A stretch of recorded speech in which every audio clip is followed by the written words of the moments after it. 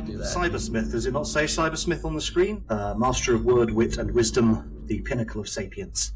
Reactionary libertarian monarchist, to be clear. Why am I having an unprompted conversation with the human pet guy? Human pet guy? The human pet guy. Human pet. The human pet guy. Human pet guy! The human pet. The human pet guy got banned from Tumblr.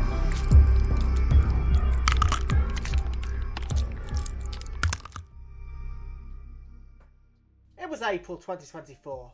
I had just finished my Life of ADF series and was pretty happy with it. I really wasn't sure I wanted to cover another lolcow, and I think I kind of moved past that era. However, there was just something about Cybersmith that always drew me in. All these different posts I'd seen of his over the last 8 years, all being by the same person. I think part of me saw myself in this guy. This is a very British guy with autism, just like I am. I mean, as much as anyone, I've put unpopular opinions online and been instantly dogpiled by certain circles. There are so many hive minds online that I can't help but admire Cybersmith saying the absolute opposite of what anyone else believes. I think if anyone has the capacity to try and understand him, it's me. And understanding Cybersmith is something pretty much everyone has failed at. And I completely understand why. This is a really hard case. He is an enigma. He himself continuously brings up that he's been taken out of context, especially in regards to the human pet post. And this is why I say this gets taken out of context. Seen out of context things I've said out of context irrelevant. It's been taken so far out of context that most people don't understand what it was trying to convey. They're judging me on decontextualized items. For example, you'd never seen my YouTube channel before I linked you this comment. So yes, I'll link that source and find more. Because I don't want to be the fake news Illuminati media feeding a false dichotomy that Cybersmith believes is the reason people find him confusing and fascinating. With the human pet post, at least, that was something that he did at least have one explanation for. Thought experiment in an ethics debate. One hypothetical thought experiment. One thought experiment. Whether you believe that explanation to be all of it or not. I could have just ended the whole series there and then. But in researching, you just keep finding more and more bizarre stuff that even he doesn't have context for. Part of me thinks, I could always do more research, always find more context that I may have not used. I could always find more reasoning and excuses, but the documentary's going to be like 12 hours. Even without that, it's going to take forever. And if I'm honest, I'm not sure that context he's been taken out of really exists. It's always weird. And a lot of the time, just plain wrong. So you're left with a bit of a bell curve where I'm right back to the beginning. As your knowledge about something goes up, your awareness of how much you don't know about that increases. For Cybersmith, it genuinely does seem like the more I know, the less I understand. Like everyone else, I'm left completely stumped. Yes, other lolcow YouTubers had covered him in the past, but nobody really managed to work him out. Other than the ones I previously mentioned, John X Woodcat did a video about Cybersmith. Another YouTuber called Spree made a video about him, which, as with all the others, Cybersmith saw.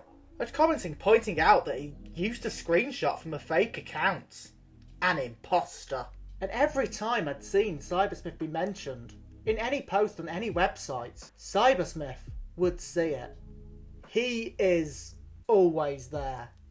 You either say his username, or even simply say those 3 magic words.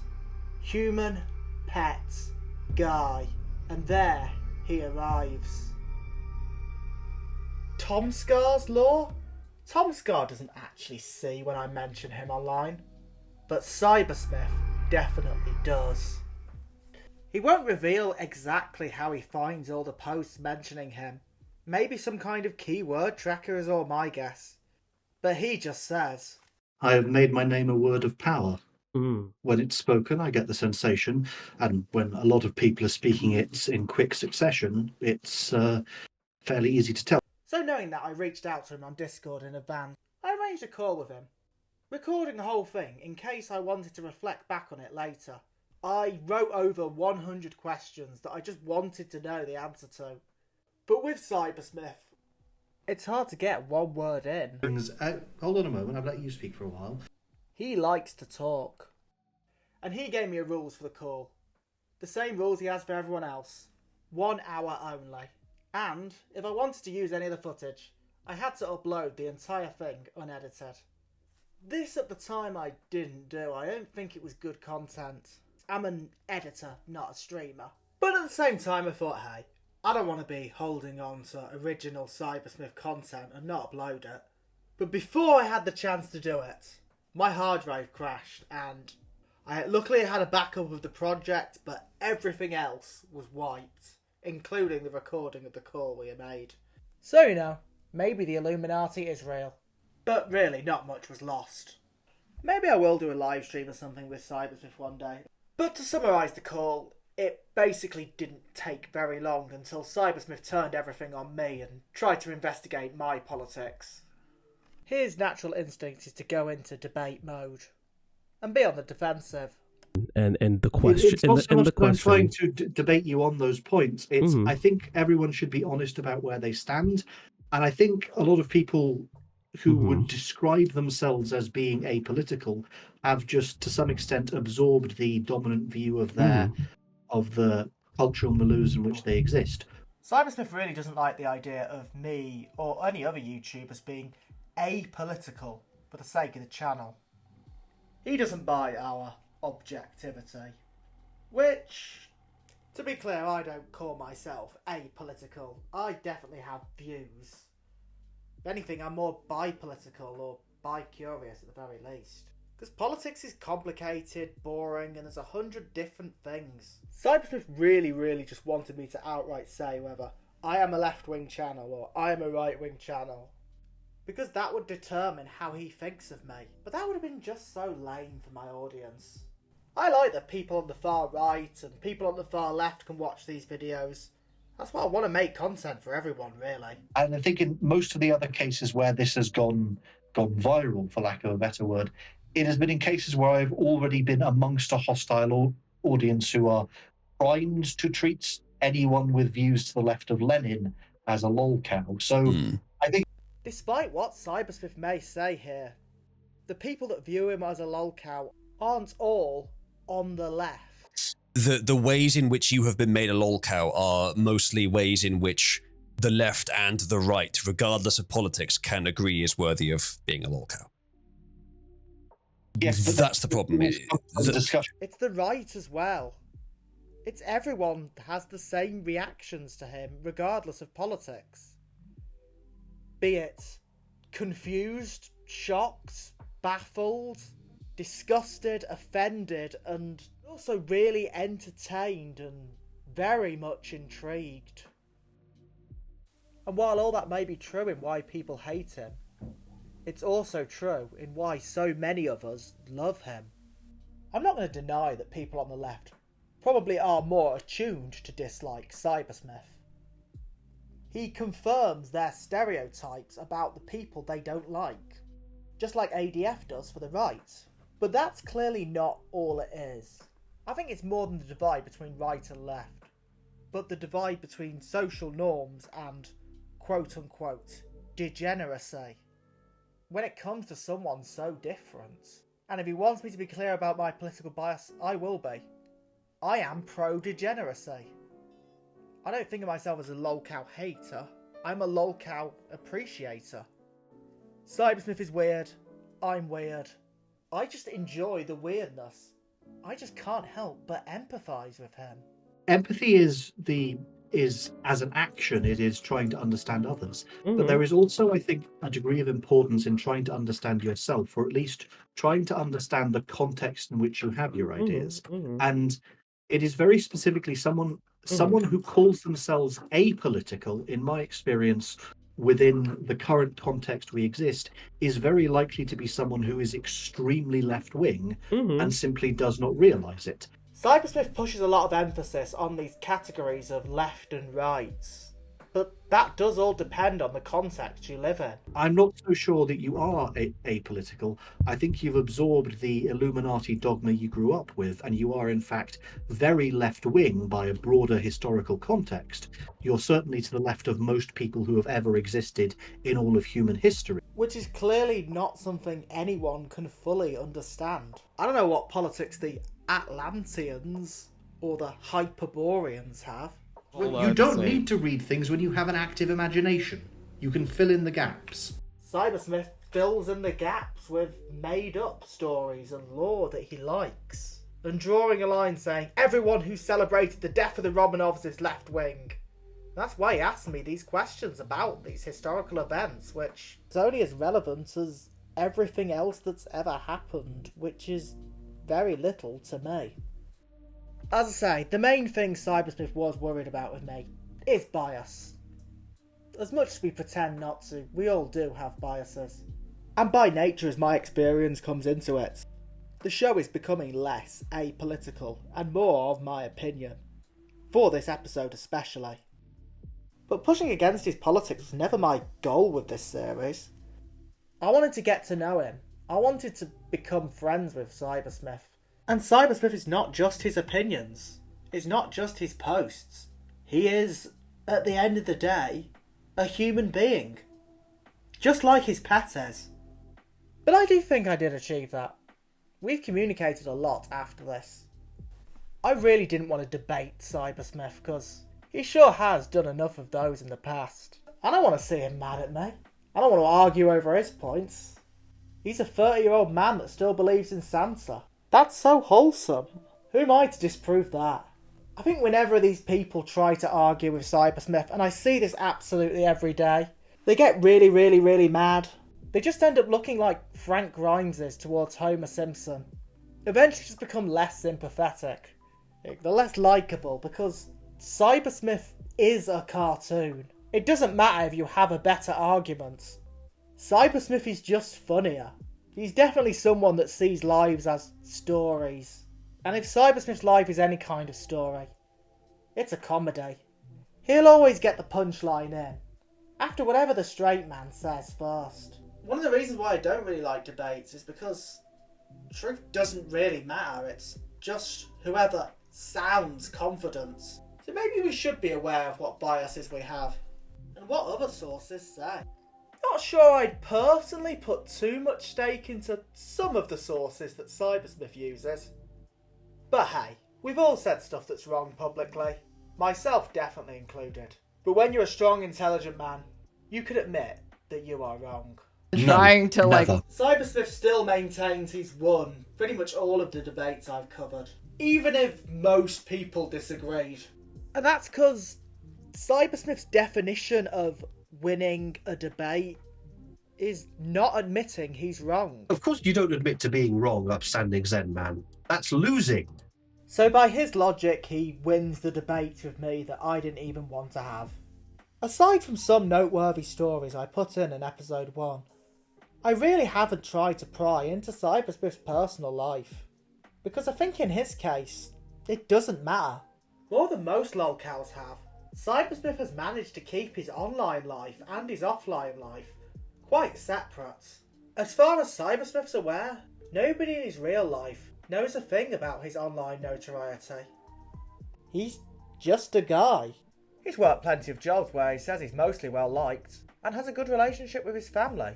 I mean, sure, political discussions always come up within families, and you know full well Cybersmith mentions the Illuminati, which sadly his family shut down. Cybersmith clarifies, "To be clear, my parents aren't unintelligent. They just have brainiums captured by specific media sources. But for the most part, he'll keep his politics and fetishes and fetish-based politics away from all that. Generally speaking, you don't want to be bringing up politics at work. As that's what the internet's for. That's the place you can really be free." Cybersmith once called the internet All the silliest human opinions, right there on display. And boy does Cybersmith prove that definition. Before I started the series, Cybersmith immediately asked me to let him know when I inevitably cover his well-regarded Reddit essays, such as his P=NP one to the Star Wars themed subreddit, More Installation, that he'd be happy to answer questions about that post, in case I have trouble understanding it. When I put out the first episode of the show, Cybersmith reacted fairly positively. He shared it and stated, "There are a few inaccuracies, but it's certainly more neutral than most such videos." Which, sure, yeah, I'll take that as a compliment. Not fully sure what the inaccuracies are, but that's chill with me. And he continues to pop up now and again in the comments, pointing out the many mistakes I make, and such as when I brought episode 2 out. He claims that this part wasn't accurate. After this, Cybersmith allegedly used the face of the user behind the Tulpa with a blog account and photoshopped it onto porn, explaining that actually he just used a picture of herself that she uploaded in another discussion, and when he felt she was being childish, he took that picture and edited a dummy over the mouth, and that he only remembers that it took ages to get the angle right. It kept looking weird, and as far as I can tell that's a more accurate description of the situation, so I apologise there. He also claims that his relationship with Fivus wasn't exactly how I described it. "Please unblock me, Fivus! I'm sorry for openly fantasising about castrating and enslaving you!" Eventually he got another user to beg her to unblock him. She did this only on the condition that the fetish talk wouldn't happen. It didn't last long until Cybersmith was back to his old ways. He started sending her those same dark fantasies about her, only to get blocked again, once and for all. Him claiming that he didn't message her after he was blocked, and that might have been a different account. And Fivus never actually unblocked him.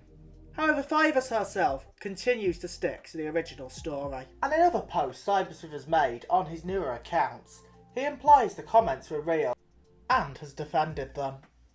Annoyingly, when I was trying to research the documentary, Cybersmith's Twitter yet again got suspended because of him saying "death to cyclists." In fact, as I'm making this, he's just been suspended on Tumblr again, which is a shame. The fact that so many of his old tweets have been deleted with his multiple suspensions makes him kind of mad. Cybersmith wants his stuff to be archived, so as much as he doesn't really identify with the term lolcow, he doesn't really mind being one. Like many other lolcows would be embarrassed, but he's not ashamed. When I asked about embarrassment, he said, "Be careful. If people see the episode and agree with me, it might be you who ends up feeling embarrassment." What will the final episode be called? Figuratively speaking and literally speaking, he likes all of his own posts. So much so that he's now started paying to have his posts advertised on Tumblr and Twitter, confusing many users who randomly come across them. Since I'm the man with all the screenshots, Cybersmith's been tagging me to fact check people on Cybersmith lore or to bring up old, now deleted posts. He tags me a lot, just in general conversations. I have joined Cybersmith's tag list, along with Jeremy Corbyn, Benjamin Netanyahu, and a whole lot of transgender sex workers. Even after I started posting a few episodes, he was always keen to answer my questions, but sometimes adding to them. "BTW, are you going to cover any of my Reddit posts? I think a lot of them are very high quality." I actually did mention a few of the Reddit posts in episode 2, but YouTube actually glitched out, and for some reason that part of the video was damaged. And I made a funny joke as well. Maybe it'll be in the extended cut, I don't know. But yeah, the Illuminati are trying to suppress his Reddit posts. However, I did get his Fallout post in episode 4. "I'm trying to explore what the core beliefs of the Legion are, the fundamentals of its philosophy. To them, the slavery and subjugation isn't a huge deal." However, Cybersmith said that I was representing it a little unfair, as I didn't show the full post. And I didn't even mention the Legion's core values, which were: never place individual ambition above the success of society as a whole. Petty personal grasping will only ruin things in the long run. 2. Avoid becoming dependent on anything you cannot easily replace, whether it be advanced technology, addictive drugs, or sophisticated medicine. Rely upon something which can be taken away is a crippling weakness. 3. Show no mercy to those who stand against order. The dissolute and profligate peoples of the wasteland only understand force. They will interpret leniency as an invitation to exploit civilized people. Methods which may seem extreme, such as crucifixion and rape, are useful tools to ensure that chaos does not assert itself. 4. Above all, have fun and be yourself. So yeah, maybe you'll be a bit more fair to the Legion after I've said that. Also in episode 3, I don't think he really liked how I covered the robot customers point. In Fallout 4, one can build an all-robot settlement, asking me to apologise while reposting some AI-generated Instagram profile, which I'm not sure how much this Hi Mama Liv, proud queer black mama of 2 AI would spend at my local shop. But I will always say sorry to you, Cybersmith. I am very, very sorry. As well as another post where he claimed I was dangerously close to implying he was wrong about saying that YMCA is a gay song. When August showed Cybersmith that the lyrics were about having sex with men, and the writers were very clear about that. Cybersmith responding, sharing that more recently, Victor Willis, one of the songwriters, also claims that the song isn't gay. So, hell yeah, there's nothing gay about wanting to hang out with all the boys at the YMCA, slapping on some village people. I'd never want to imply otherwise. What a timeline we live in. Even during the time of pushing episodes out for the documentary, I wasn't the only one covering Cybersmith. The channel The Opp Block discussed Cybersmith on a special stream all about him. So let's look at what's going on with our boy Cybersmith. Let's see what the lore is, what the history is, what is going on with Cybersmith, the human pet guy. Cybersmith quickly found this stream, and because he strongly disagreed with what they were saying. Eyeballs look like hairy caterpillars. Fucking hat, guys. Like, some of the strangest shit I think I've ever heard in my entire life. How? How does he say it? God only knows. He wears a bow tie. He does wear a fucking bow tie. That's right. I would just be going off on just the stupidity of the comments and just the wild things that he's saying. He was quick to come to the defence in the live chat. Not offended at anything they were saying about him, but them making fun of the British tradition of display pineapples was what made him comment. Literally buy pineapples solely as a display house item. Listen, oh no! The British are never being the allegations. The decorative pineapples? No, don't I didn't know buy that. the pineapple! Saying that they should consider the context of the time they came from. Hello, Cybersmith videos. How are you? Hi, Cybersmith videos. Is this the real Cybersmith videos? Or is this the impersonator? Oh, hi, Cybersmith. This is the real Cybersmith. Hey, buddy, what's going on? Hey, Cybersmith. Hey, bud, I really... Listen, if you want to live explain yourself right now, I'll fucking drag you into a call. I have no fucking issues. This is something that Cybersmith agreed to. So yes, as to what you were saying about display pineapples, this is the fundamental thing that leftoids and Marxists don't understand. Supply is not an intrinsic quality of a commodity. Supply, or rather value, is not an intrinsic quality of a commodity. Please. It varies in accordance with supply and demand. Okay. What do you think about the way the broader internet identifies you or views you, for instance? Well, again, it is largely due to events having been taken out of their context, and this is a problem I see with a lot of shallow thinking. And it's the same issue you made with the idea of display pineapples. You're viewing display pineapples from a modern context in which pineapples are not an especially exotic or valuable commodity. The problem is you are failing to take into account the context in which they were viewed as that.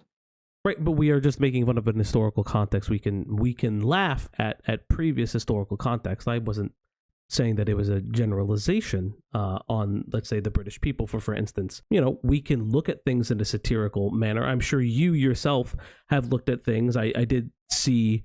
The problem is that the left has essentially erased the notion of satire as a distinct form of media. You now treat satire largely as news. For example, true or false? Sarah Palin said, "I can see Georgia from my house." So just to let you know, just as a small interruption. Answer the question. True or false? Okay. So you're not going to scream. I did not scream at you. You screamed, and that's inappropriate. I've never screamed at you and won't scream at you. Okay. This is not a leftist channel. We are asking you questions more around just how the internet views you.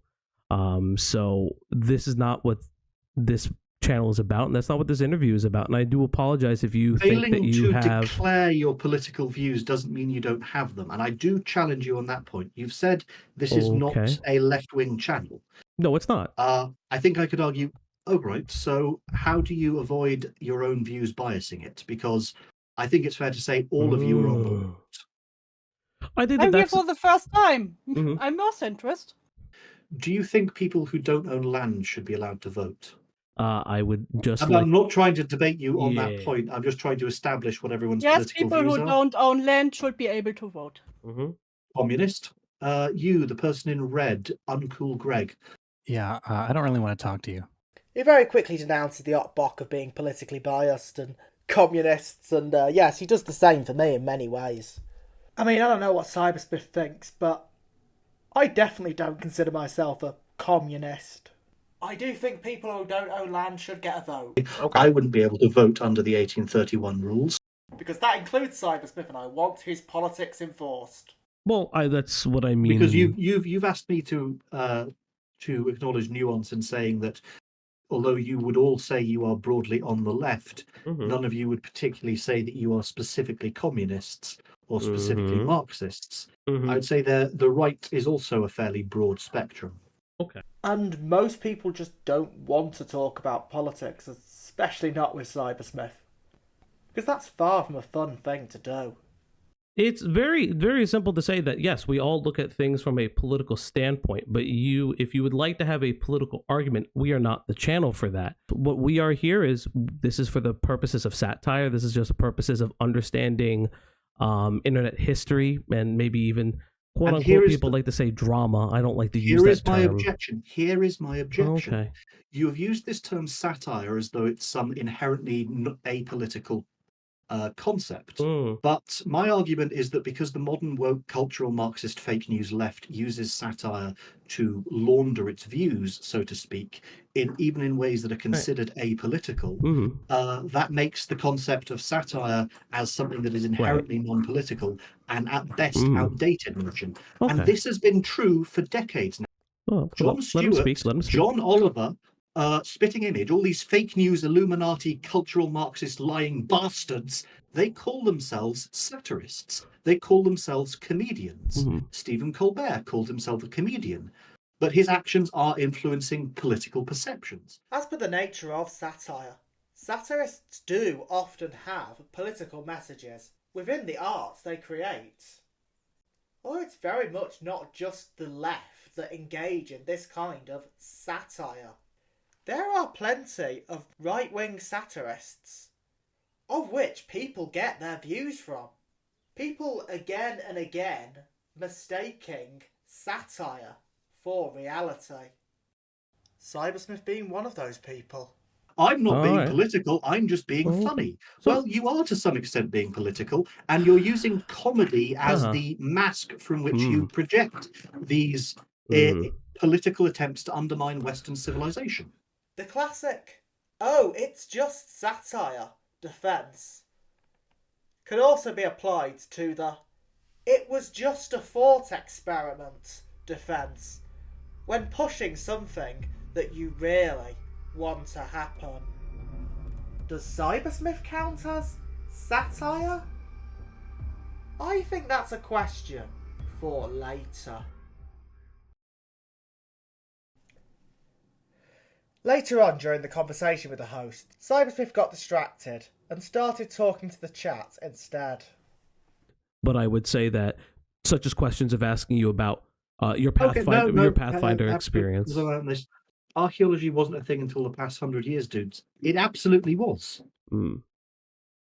Okay. Napoleon's expedition had archaeologists in the late 1700s. Napoleon's expedition. Yeah. Well, what I would say is that, like you mentioned before, yes, I can admit that I have my own political leanings, but the reason I honestly wanted to bring you on and have some of these questions, and I do understand what Moy's saying, not necessarily by the modern. What do you mean, not to modern standards? Okay. Well, that's not saying that they didn't engage in archaeology. That's saying they didn't engage in modern woke leftist historical revisionism. Okay. Modern standards. Cybersmith, you can argue with my chat when we are done speaking. I would just like to know more about you. I completely understand, right? If we're looking at internet speak for say, some would consider you a lol cow in some regards. But again, I'm just more curious as to how you would find yourself on that platform and how do you feel about said notoriety, irregardless of how you've transitioned to it. Regardless or irrespective. Irregardless is not a word. I know. I say the word incorrectly. I do apologize. But regardless of that, thank you very much. So when you found archaeology is more high tech nowadays, Sanderson, sure. Okay. Well, by that standards, Indiana Jones wasn't an archaeologist, and if Indiana Jones wasn't an archaeologist, then no one is an archaeologist.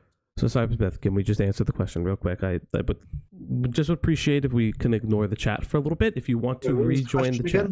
So, in October 22nd of 2023, in a response, you said, femboys actually being oppressed by trans women or vice versa is a very sexy premise for erotica, however. All things in moderation and in their proper place. My question to you is this, because I have seen some people on the internet and other screenshots claim fetishes upon you. Yeah, I think it was someone claiming that it didn't exist, and so that was me adding the disclaimer that whether or not it exists, it could be an interesting premise for a story. But then the debate was about how common is this. You speak a lot about how people nowadays are very narrow-minded with their political beliefs and things, and don't really want to intermix with different opinions. And yet you kind of flew off the handle and accused us all leftists and didn't want to discuss it. I said but I still talked to you, didn't I? I've denounced you all as communists, but I'm still talking to you. Mm-hmm. Yeah, I just want to be clear about where they stand. I'm not saying we should not discuss with people who disagree with us. I'm just saying we should all be honest about where we stand. So I think what Dew is trying to say is you have denounced us all as communists, right? And not everybody here is politically leaning left. Some may have more progressive views than others, and that's perfectly fine. But then my follow-up question to you then would be, would that not be the same thing people are doing to you on the internet?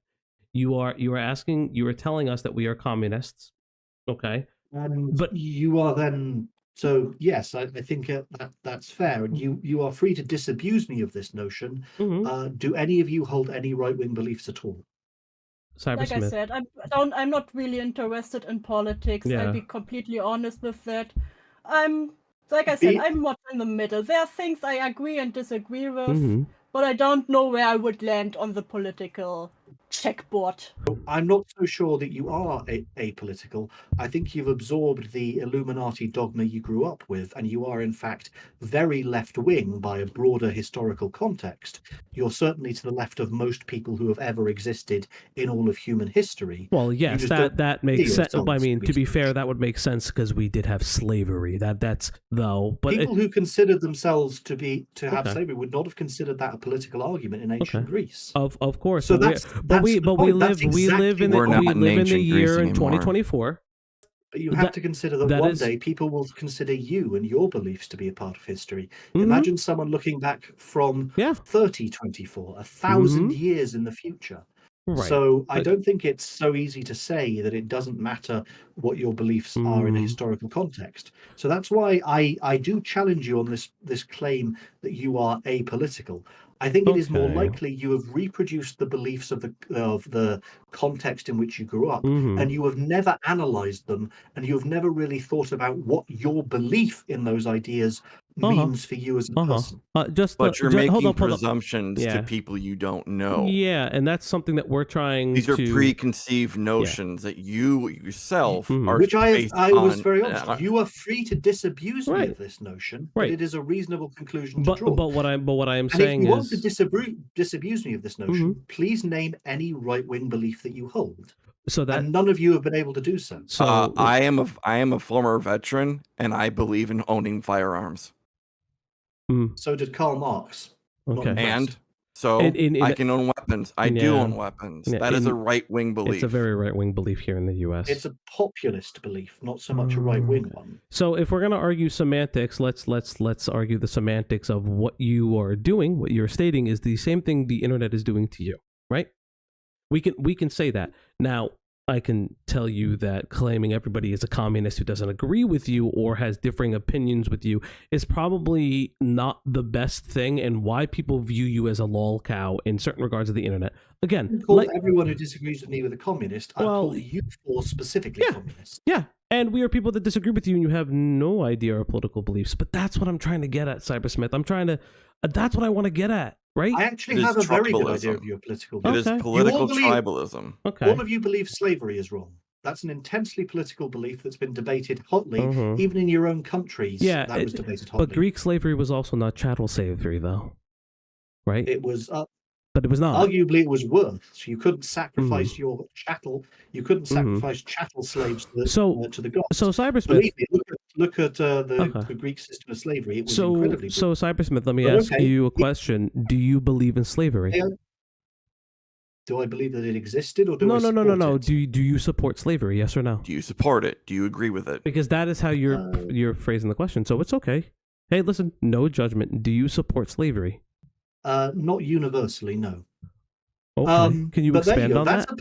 Can you expand on that? Can I finish my statement as to why I believed I had a good idea of your political views? No. Because unfortunately, what I've noticed... You're challenging my belief as being unreasonable, but you're not allowing me to explain how I got to it. Well, you have said that we are unreasonable multiple times. You oppose slavery to I would consider perhaps an excessive degree. And you asked about condemning slavery universally.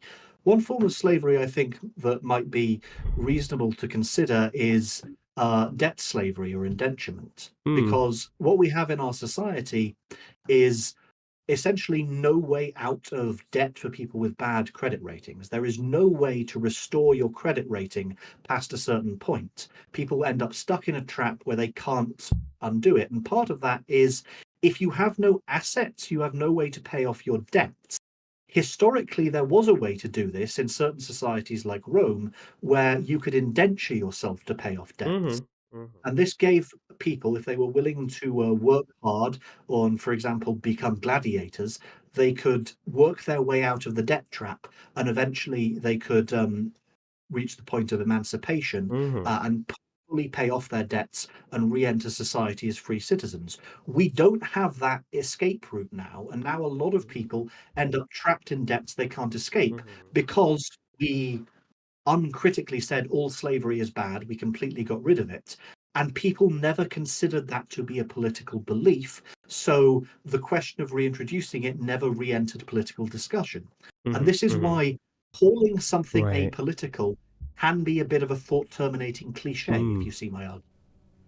I think if we're inferring politics based on views on slavery, then the only one I can really think of is that if, like Cybersmith, you believe slavery is okay, then that doesn't seem to be like libertarian at all. I'm no expert, but the core value of libertarianism is freedom for all humans, and slavery is the complete lack of freedom. But Cybersmith isn't concerned with their freedom, as they are amongst a class of people who today overdose on fentanyl or cocaine, left to suffer in squalor amongst urban ruins, kept alive on state benefits until their profligate lifestyles inevitably kill them. Is that kindless? I support freedom of those capable of being free. And that's his true beliefs. Libertarianism for him, but authoritarian slavery for those he views as beneath him. Have you ever considered this issue of the fact that in some societies, slavery was a perfectly valid way for people to solve debt issues? Had you ever thought about that? What would this modern slavery look like? Because you can't put someone as a gladiator back into the arena. Well, let's think about all the things that are now extremely difficult to do that used to be historically quite easy. One of the things we struggle with is big construction projects. Even though it's very cheap now to buy raw materials, labor is historically expensive. It's one of the reasons we don't have big cathedrals or pyramids anymore. So if a poor person got into debt, what we might do is their debt could be bought off by someone who wanted a large construction project, and they could work off that debt as an indentured servant, building that person a pyramid or a cathedral. Where are people who want to start businesses going to get startup capital from? You have to find a new answer to those questions. You can't just say, well, what if we had debt jubilees, which are what they used to have back in biblical times? Because then you get the question of, okay, now we are not incentivized to give long-term loans. How do we solve the problems that loans currently solve? Okay. Any final words? Because I know this is this was someone that you've known of for a period of time. Yeah, thank you very much for coming on and answering all our questions so honestly. Well, you're welcome, and hopefully I've led some of your viewers to perhaps be more analytical of their own beliefs and the context in which those beliefs may have arisen. And I believe that it at the very least they are more understanding or more knowledgeable as you as a person. And I want to thank you for your time. I will let you go, and I appreciate you. The full stream is over 3 hours long, but it is one I'd really, really recommend you watch. They're an underrated channel, and the way they deal with Cybersmith here is very mature, and they really got a lot out of him. I think the way Cybersmith reacts to them is very telling to who he is. So yeah, click the link in the description to watch it. There's also a reaction to this one of the hosts does on the channel DieselIRL. That scared me. Although he said that one of the additional reactions was very rude. You know, he's autistic, alright? Like, I don't know another way to put it, but it's just like... And he'd be willing to speak to him in an open, civil debate. He also reappeared on the Alter podcast a couple more times. The first time when one of the hosts brought him on to discuss the many issues facing modern Britain. Murdered, or people getting murdered in general, or the rapes and the assaults and the thefts and the robbery, and just the changing of, like... No one seems to wear a hat anymore. Have you looked outside? If you look back 80, 100 years, everybody wore a hat outside. It was considered a normal part of just, not even formal wear. You wore a hat to go to the shops and buy cabbages. You wanted to buy a head of lettuce, you put on your hat. No one seems to do that anymore. Exactly, because of there's been a degradation. Exactly, there's been a degradation in public morality because of woke. Exactly. People may not be able to name it or exactly explain it, but they feel it. True. They are aware of it. So this is an interesting one. What are your thoughts on the assassination attempt against Donald Trump by the Illuminati? And the revelation that the Secret Service agents who were supposed to be protecting him had at the very least, neglected their duties. What do you think the long-term implications of that are going to be? They've got these tiny little women who could dive in front of Donald Trump and not really do anything to block him out. It's not like you don't have big people in America. You've got plenty of people who are very, very big. Like, I'm not even saying this is necessarily a sex or gender thing. I'm sure there's big, flabby 6'3" women in America who could stand in front of Donald Trump and completely occlude him. This is true. Goodness knows I see enough of them on pornography sites. They don't even need you could stand those people in front of Donald Trump if that's a goal. But instead, they defended him with people who were physically too small. I just had an idea. I think we may have to roll back the parliamentary system to 1831. Okay. I think it may be time to remove the franchise from women, from men who don't own land, which includes me, by the way. And I think it may be time to enact those reforms because the system at least worked back then. That was at least a viable system. He explained more of his views on voting rights in a future episode. And I'm considered politically in social issues. I'm not sure whether I'm aligned right or left because I think transgender men should be allowed to vote. I think transgender women probably shouldn't be. If you're serious about this, you don't just need to take. This will make sure they're serious. Okay, you're not just going to be taking estrogen. You're not going to get to vote anymore. That will filter out a lot of the people faking it. Wasn't that a joke on Tumblr? It was like trans inclusionary radical misogyny. Where like that's actually my I discussed my trans man class 1,000 times. It's kind of the basis. We've seen the consequences of women voting, so I think that needs to be at the very least scaled back. This is really controversial, and I'm not even sure I'd implement it. One thing, this excludes me currently. I think you could make the argument you should have to have kids, or at least you should be either under a certain age as an adult, or you should have kids. You shouldn't get to vote on it if you're not going to be living with the consequences or your bloodline isn't. So that would guarantee an alignment of incentives. You don't get to vote for the future of the country if you aren't invested in it. So you have to make sure there is competency, which you talked about with the civics test. You also have to ensure there is an alignment of incentives. And this is one of the problems with women voting. Traditionally, when a country has been overthrown and defeated by another country, women have simply defected to become the wives of the conquering nation.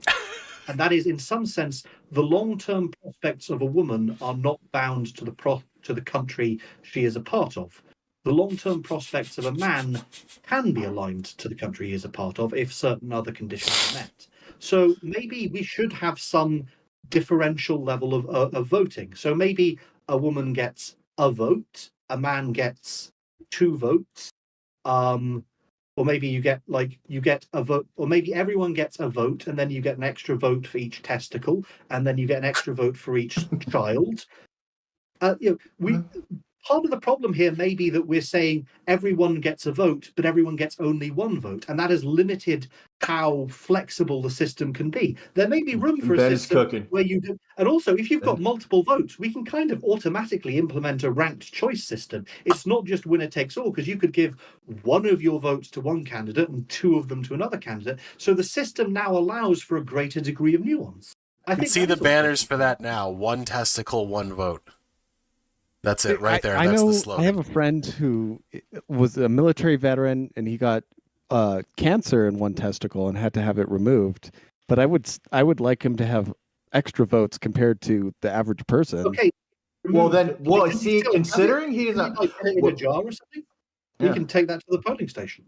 As I said before, Cybersmith really liked this Alter podcast, so you guys should check those videos out as well. I know Cybersmith's not that happy that I will cut quite a lot out of these discussions, as he was before when I covered the Alter podcast, and I didn't cover enough of his points about double jeopardy law. Double jeopardy comes in, the only place double jeopardy comes in is stopping you from being retried.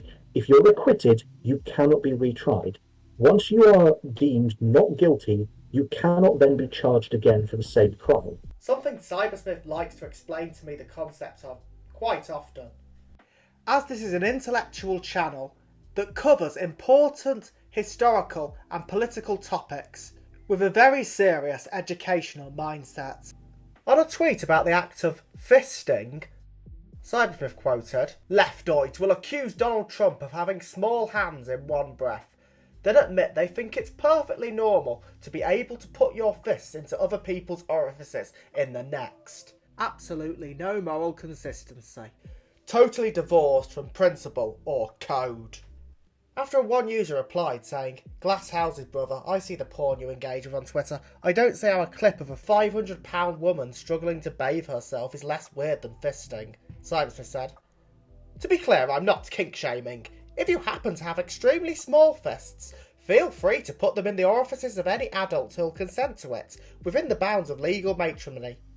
But to do so after slinging accusations at Donald Trump is pretty glass house itself." After Boy Modurology posted a photo of Marjorie Taylor Greene flexing, saying that she's pretty sure that her ribcage and skull were smaller than Green's. Cybersmith replied, "I'm imagining Marjorie Taylor Greene pegging you. Just FYI. If you complain about looking like a man, she'll spank you and up your E-dosage." Another user replied, "Quite a reply you made, Mr. Cybersmith.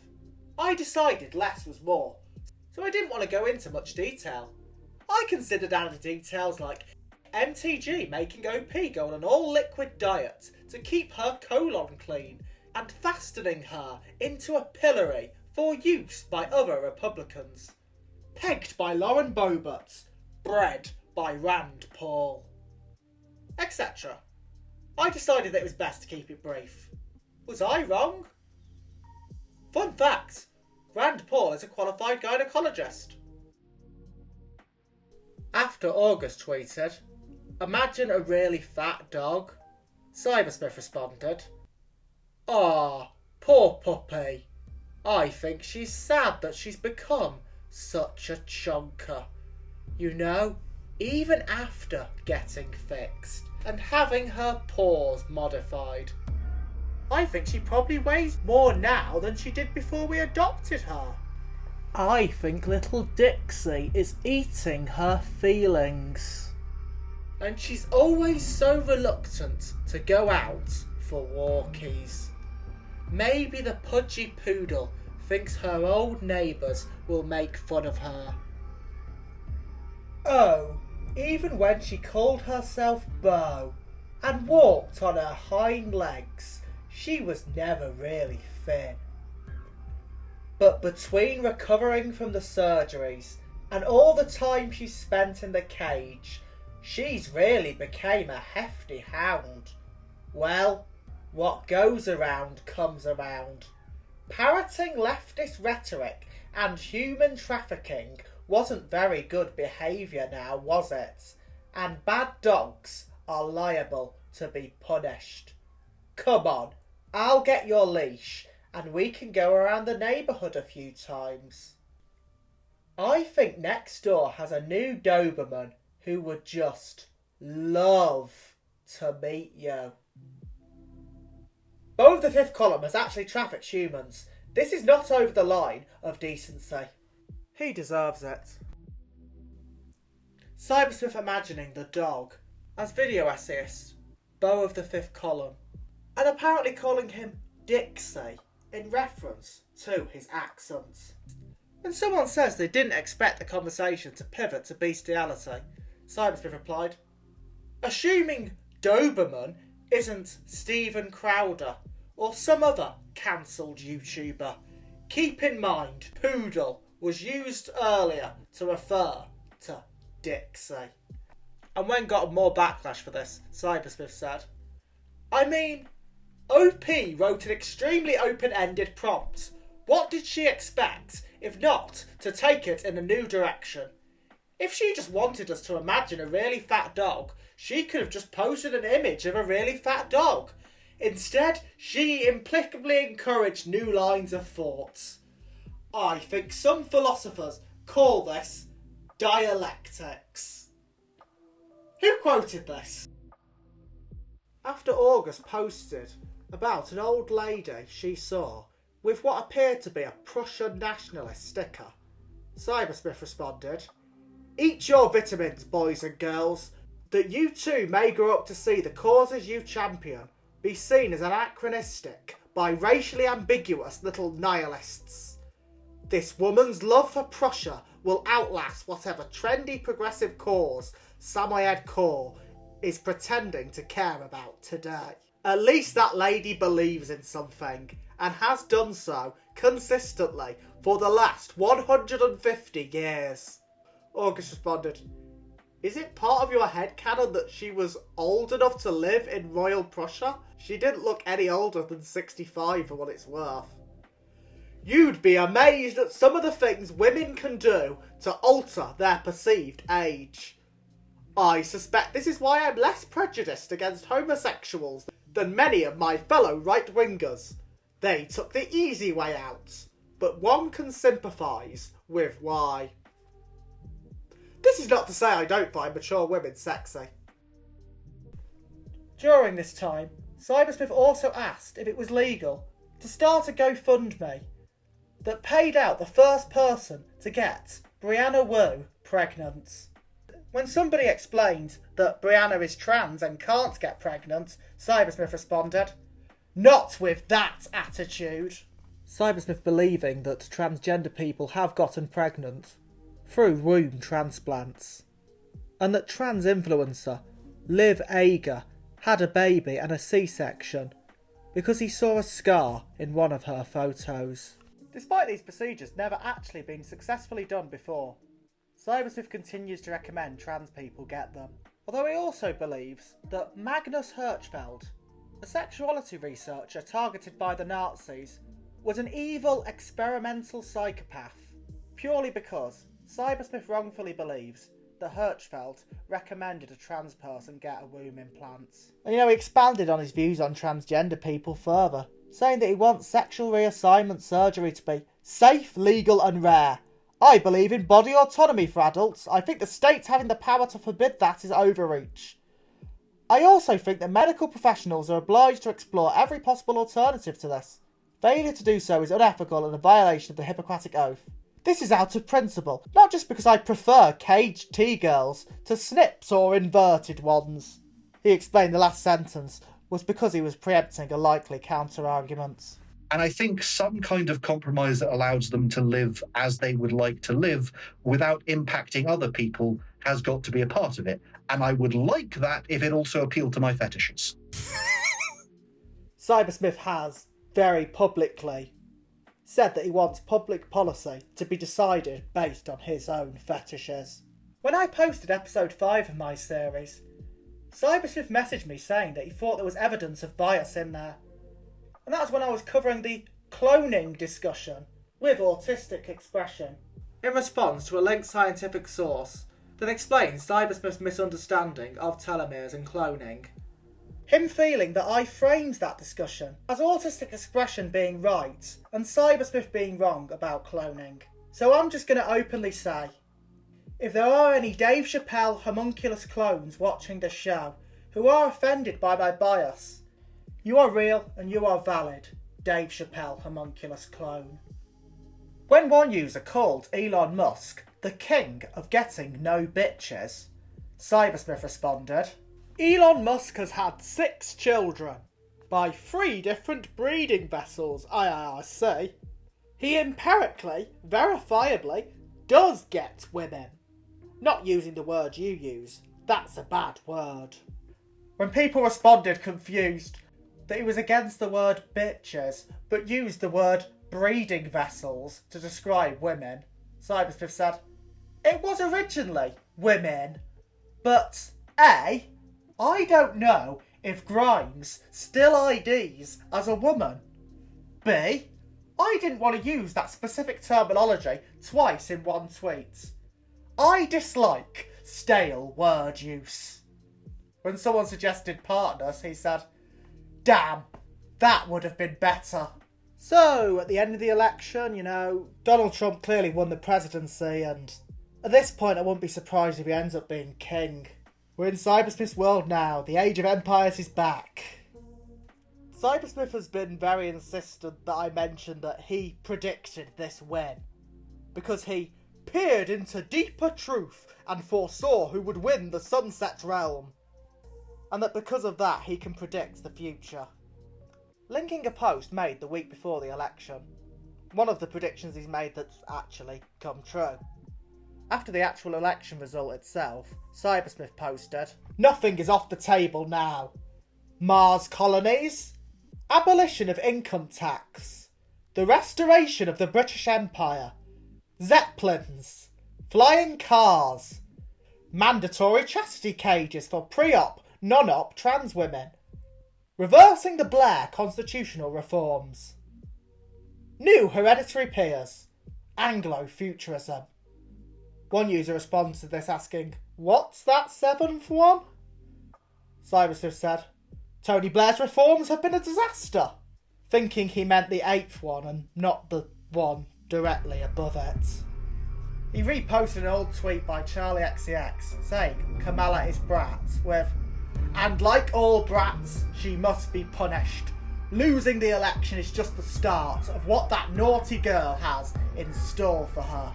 Posting a video of a woman crawling on her hands and knees while wearing a nappy, saying, "Should Kamala Harris do this as part of her penance? Poll below," with the options being yes, no, also amputation, and see results. And when he got backlash for this, he said, "Oh, then prove me wrong. When in the last 40 years or more of Western civilization has a left-wing leader been punished for failing? Tony Blair retires as a respected political figure. Kamala Harris is still the presumptive nominee for the next Democrat primary. Name one time you've delivered a kinky punishment to one of your leaders. You haven't. Pre-revolution, it's all wagon circling. And when you idiots do get revolution, you immediately start killing one another for not being revolutionary enough. I advise you to get over your bitterness and spite. Wallowing in hatred won't help you. Donald Trump won. Get over it. Borders will be enforced again. Get over it. Kamala Harris will be made to wear and use nappies. Get over it. Revenue will be collected at ports of trade rather than from individual incomes and everyday transactions. Deal with it. Woke cultural Marxism is over. Deal with it. You're becoming the caricature you always accused us of. Angry, nostalgia-driven old losers, pining for a past that will never return. As strange as it may be, Cybersmith was not the only right-winger sexualising the result of this election, and the politicians involved in it. In which Cybersmith defended them, saying that the left can't dictate what's normal or weird anymore. Culture no longer belongs to you. If the right wing says it's now normal to make AI-generated hue cow pornography of leftist politicians, then this is the new reality. Deal with it. An example of this would be Robert O'Neill, the man who shot Osama bin Laden, who reposted a picture by leftist commentators such as Harry Sasson saying, "You're not men, you're boys. If there was no social media, you would be my concubines." And when others criticised Neil for saying this, Cybersmith said, "What did you lot think returning tradition meant? Vibes, papers, essays? Losers. In all seriousness, you leftists have called your enemies deplorable and garbage. You've tried to make a world where there is no place for them. This is how they respond to that." Cybersmith are arguing that stuff like many left-wingers saying that Elon Musk's businesses should be shut down makes this fair. All the woke-skulled lefty communists, such as Autistic Expression 2 and probably Tandarin, acting offended by this, should shut their hypocritical mouths. This is the world you made. Or to be precise, this is the world you returned us to. For most of history, Stone, Bronze and Iron Age alike, this was normal and acceptable behaviour. Until 100 years ago, this was the standard all over the planet, except for a few places in Europe and Ethiopia. The victorious warriors of a pre-modern conflict would select attractive young specimens from amongst the captured fighting men of a defeated enemy tribe and bring them home to be castrated and used for pleasure. They all had different words for it. Thrall, slave, etc. But it was essentially the same practice. What put an end to this practice was the advent and spread of Universal Christian Morality, or UCM. According to UCM, the victor was obliged to be merciful and moderate and restrained. However, you got rid of UCM. You got rid of it because you found its rules inconvenient. Rules like, don't shoot your political opponent in the head while he's in the middle of a speech. Well, congratulations. You have what you want. No more UCM. Just old-fashioned might makes right Nietzschean master morality. I think loving not hating can give a better explanation of this than I can, as far as the eye can see. You openly bragged on X about how they were going to lock people up if you won. You said you would bankrupt Elon Musk and take away his businesses. Well, you lost. These soon-to-be catamites are combatants. They admit to being adults, to having voted. They are active participants in a campaign that would see men like Robert J. O'Meal disenfranchised and humiliated.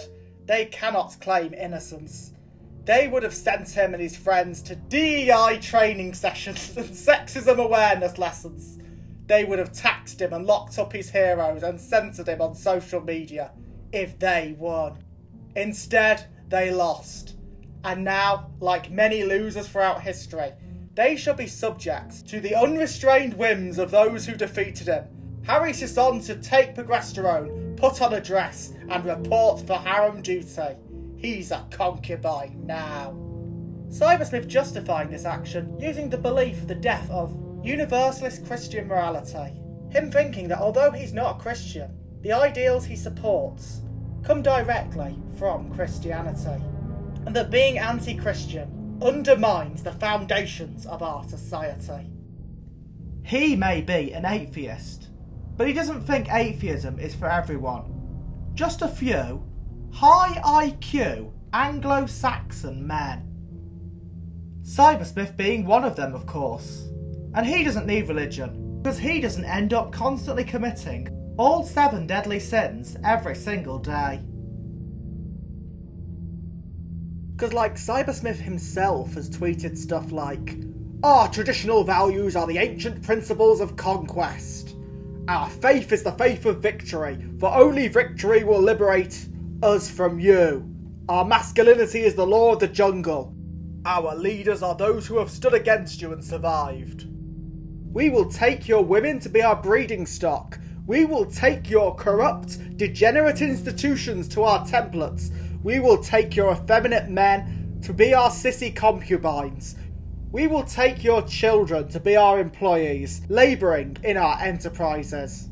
We will defeat you, grind you into dust, and mix that dust into the mortar of our glorious new foundation. We will build a new tradition, a new culture, a new set of roots. You will not be part of it. You will be forgotten. I hope something like that is just a thought experiment, because out of context it sounds really, really bad, and I hope he has an explanation for it.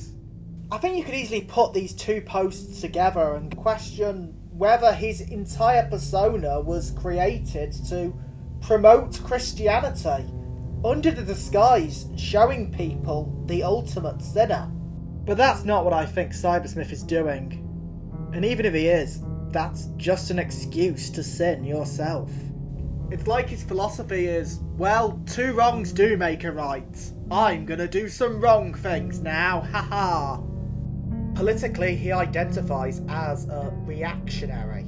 So what he has to do is react. Reacting to whatever he doesn't like. And part of that reacting is acting. Acting like an awful person that he really isn't. Just because. The left has put satanic drag queens in churches. It has torn down statues, defaced monuments, mocked the cross. Well, here comes the pre-Christian world. It returns with fire and vengeance. That's an explanation Cybersmith gave to me. And so I asked him why he thinks a drag queen in church is satanic. As like Cybersmith is often, maybe they were taken out of context and just wanted to praise the Lord like all the other Christians there. He said, "There's a time and a place. We must have the sacred and understanding that it cannot be mixed with profane. If we don't, we are no more than animals." Some may say that scribe Cybersmith, mixing kink with pro-Christian values, right-wing politics. The thing he wants most in society is for people to always assume good faith, especially regarding him. And that's a value that he thinks he mostly abides by. But I think one thing I've noticed over and over again is the people he assumes I have good faith in are always right-wingers or the far right. He won't defend someone if they've criticised the Blessed One. People he, for whatever reason, assumes are on the left are always Illuminati or sheeple or communists, or, in one case, a Sith Lord. My man, he dresses like a Sith Lord. It's not subtle. He just says, there comes to a point where it's not possible to reasonably assume someone is being honest. And while that's true, Cybersmith seems to have it backwards, since being a Nazi doesn't even seem to be one of those things. It's a question that I always ask of neo-Nazis when I talk to them. Some of them are quite surprisingly polite people. Cybersmith once asked me whether I consider him to be far right. And the answer is, I don't know. He's too confusing for that. But when speaking to someone who identifies as far right, Cybersmith said this. The thought process. Someone like who has the time loop route, who say, you've been around too many lefties to even attempt to reconcile. Maybe I have, but a lot of people have. And that is certainly true. But I think the problem is he's been spending too much time with people on the far right as well. Now his opinions are a complete mess of the worst of both sides. Especially the Nazi stuff. I know what Cybersmith is going to say. Everyone I don't like is Hitler. Which they're not, because they're not female to male transgender like Hitler was. But at the same time, there's giving these far right people the benefit of the doubt. And then there's seeming to push actual Nazi views yourself. He'll give benefit of the doubt people aren't Nazis, even if they have a giant swastika tattooed on them. Or go around saying they love Hitler. The adaptation of these far right views can eventually lead to racism. That concept Trotsky apparently invented, as well as many other types of prejudice, even including that dreaded ableism. Oh, so you're an ableist now? You know who else was ableist? Yeah, absolutely. Nazis. Yeah, Irrationally prejudiced is precisely what he is. And those are the parts of Cybersmith that are not fun. Okay, I do find some of Cybersmith's racism quite funny, but that's just because I'm a terrible person.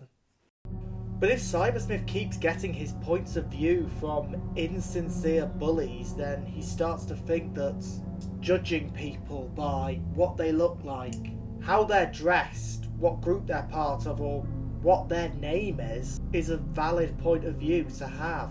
He literally has the word Hussein in his name. He's a socialist. And by that, it feels true. Logic. Then, if you feel like he is a Nazi, then maybe he is one. It's pretty fucking clear that you're a Nazi. That's what feels true. And therefore, that's what is true. Spiritually speaking. It's now up to you guys to see what I try over and over again to say. Whether Cybersmith is a good man. Cybersmith loves referencing fictional characters and events as sources. It helps him understand reality. People use fiction to solve issues all the time. That's something Cybersmith often brings up as proof of modal realism. Cybersmith's worldview is based off media.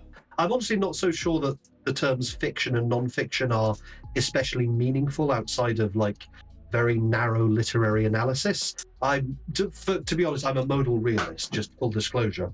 So I don't necessarily think we should treat fictional sources as different from non-fictional sources, but But the way Cybersmith reads media is so different from the author's intent. Time and time again, he'll sympathise with the villains in fiction and reality, seeing himself in all these classic evil characters, while seeing just normal everyday people as evil. Cybersmith has a very different view on the concept of evil to other people. It's as I recently said on YouTube, I don't think it's helpful to call people like Genghis Khan evil. If you call him evil, that would also make William the Conqueror, Charlemagne, and even the Roman Empire evil. Without unification, sometimes violence, there could be no civilization. Just endless squabbling over petty disagreements and tribal grievances. Sometimes humans need a strong leader to make us put aside our differences and work together. It's as Hobbes wrote about in his Leviathan. I'm still a libertarian, but a pragmatic, realistic one. A YouTube comment to clarify. Do please mention that in your documentary, BTW. I want people to understand the philosophical underpinnings of my beliefs. At one point I tagged Cybersmith in a pretty funny image posted by the Democrats, showing Donald Trump as Elon Musk's human pet. Cybersmith replied, "Crystals for you!" which was a reference to another meme people were making on right-wing circles. However, Cybersmith mistook this for a genuine policy that he thought could be applied. When someone said it's not technology, it's just a meme, he replied, "Yes it is. Remember, Donald Trump can call upon technology experts such as Barron and Elon Musk, as well as Dr. Ben Carson, one of the world's foremost neuroscience scholars. The consciousness of every rhino, leftoid, communist, feminist, SJW, wokeist and BLM activist will be perfectly modelled, expressed in byte format, then uploaded to a high-capacity, long-term stability crystal-based storage device, but far denser and more resilient to the ravages of time. These devices will be connected to AI-driven computer simulations, programmed to run rehabilitation scenarios for thousands and thousands of years until the digitalised tracers and naysayers are spiritually reformed. By this time, their original bodies will long since have expired, presumably from some sort of painless chemical injection, but science will have advanced to the point of fabricating new vessels for them. After 10,000 years of crystal penance, even you will be ready to rejoin society.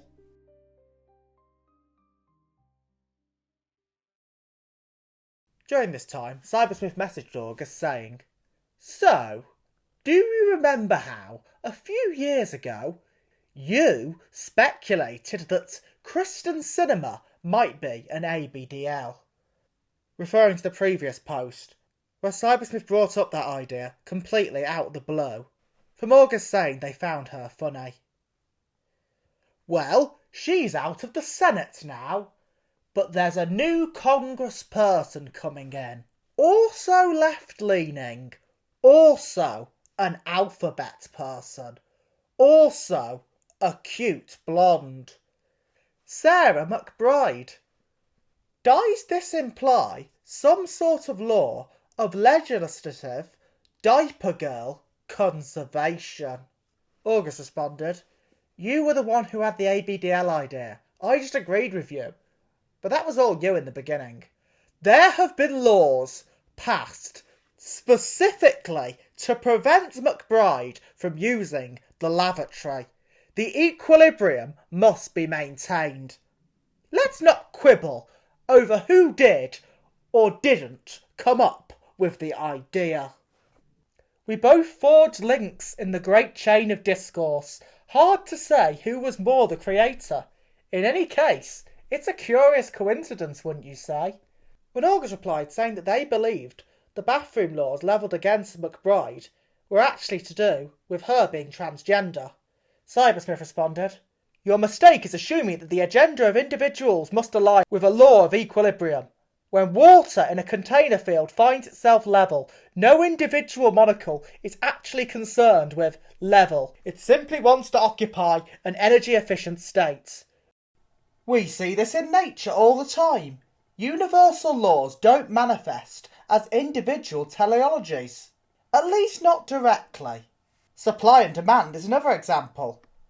When shopkeepers raised high prices of goods, it's not out of a desire to maintain the intersection of the curves. It's for profit, but nonetheless, the curves intersect. There must be one who crinkles. Through some means, the universe will make it so. When one user on Tumblr mentioned the idea of the degradation of social standards, Cybersmith replied, "Funnily enough, this could be left-wing or right-wing. Without knowing OP, it's impossible to tell. OP could be a shrill, woke, feminist, harpy Puritan, acting like it's the end of the world if someone takes his girlfriend out with a leash on all fours to punish her for leaving the freezer open, or treating it like a hate crime to make your 19-year-old stepson wear a ruffled dress and nappies to the shops after he dropped out of university. Alternatively, OP could be a blood and soil nationalist, tired of public spaces being riddled with litter, violence and graffiti, because locking up the people responsible would disproportionately impact certain demographics, and the police hate looking biased. Horseshoe theory?" The episode that Cybersmith disagreed with me the most on, and had the most comments on, was episode 6. Him disagreeing with some of the things I said in it. After one user implied it was racist to call a black person a half-devil, half-child, as Kipling did, with him firstly pointing out that Rudyard Kipling wasn't talking about black people, and his poem referred to people from the Philippines. Well, that's alright then. He also asked me about this comment that I made. What he said in this argument was far from the most retarded thing Cybersmith has ever said. It sure was more of an edgy joke, more playing on my own natural hypocrisy around ableism and slurs. But he wanted to know what was the most retarded thing he ever said, in my view. And, there sure is quite a bit of competition. The first one I thought of was his views on child marriage. Such as when Cybersmith posted, "This applies to everything, by the way. Prison abolition, propose an alternative. Child marriage, propose an alternative. Military interventionism, propose an alternative. If you do not have a replacement, I am not going to indulge your tantrum over the current order." One user replied, "Isn't the alternative just not being a paedophile?" To child marriage? No, not in many communities. Consider, if a boy, maybe 13 to 14, is raped by his teacher, a 40-year-old woman, and a pregnancy results from that, do you want the child to grow up as a bastard? Do you want the boy to have to pay for his own therapy? Similarly, in a conservative religious community, if a girl is raped by an older man, her family may well reject her, and she would have no one to provide for her if she does not marry. Another user responded, "Do you think her child having unmarried parents is worse for a child than having a paedophile for a parent that rapes their child's spouse whenever they like?" Cybersmith said, "I think broken homes and destitution are bad for kids. Worse than rape? How would we evaluate that? I think if you asked anyone who's been a child of an unmarried family whether their childhood was morally worse than rape and paedophilia, they wouldn't even consider that. There are many studies in the harm rape and paedophilia cause. There's a reason it's so frowned upon. Like, I know you like to be contrarian, but I didn't even expect you to support rape, paedophilia and child marriage. I'm pointing out there are reasons for it. In honour culture particularly, the alternative is that rape victims starve to death and children are raised in disgrace. The situation is awful, but you can't just use your moral disgust as an excuse to ignore the question. The reason for it is to continue raping the child. You are arguing that if a child gets raped and they are pregnant, it should be given to the rapist? That's not even needed. In some cultures, a girl child who is raped by a man will be considered unclean if she doesn't marry her rapist, regardless of whether she gets pregnant. Her family will refuse to take care of her. The alternative to her marrying him is the streets. Do you think that culture is right? Whether it is right or wrong is not the issue. It exists. I think there are many issues you can play devil's advocate for. Maybe not rape. And then out of the blue, why is Discord blowing up? Oh, it's a bunch of people who want to talk about the mechanics of rape, which is no, that's not ethical, not biomechanically viable. Just no, don't do that. Do the responsible thing. Go to a licensed doctor, get the person's jaw wired. You're gonna injure your fingers, or you're gonna break someone's teeth, and also, like, there's legal and there's moral questions as well about having sex with someone who isn't consent. No, bad idea. It's called bad rape. idea. Chat, can we get a can we get a time on that? Can we get a stopwatch click on that? How long it took Cybersmith to recommend medical interventions to make fetishes more viable? You asked. You specifically asked. But no one thought you were going to say get the jaw wired so you can fucking rape them.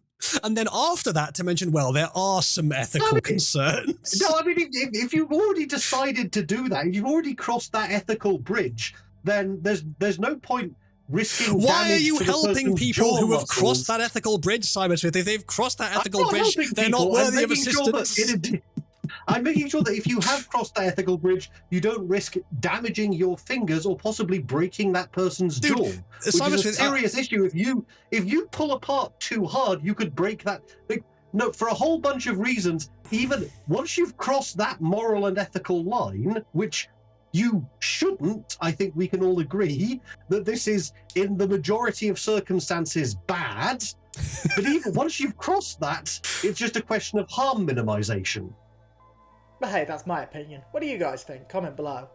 But more than any slur, he was more offended by my views on climate change. An issue he feels very strongly about. Climate change is a Chinese hoax.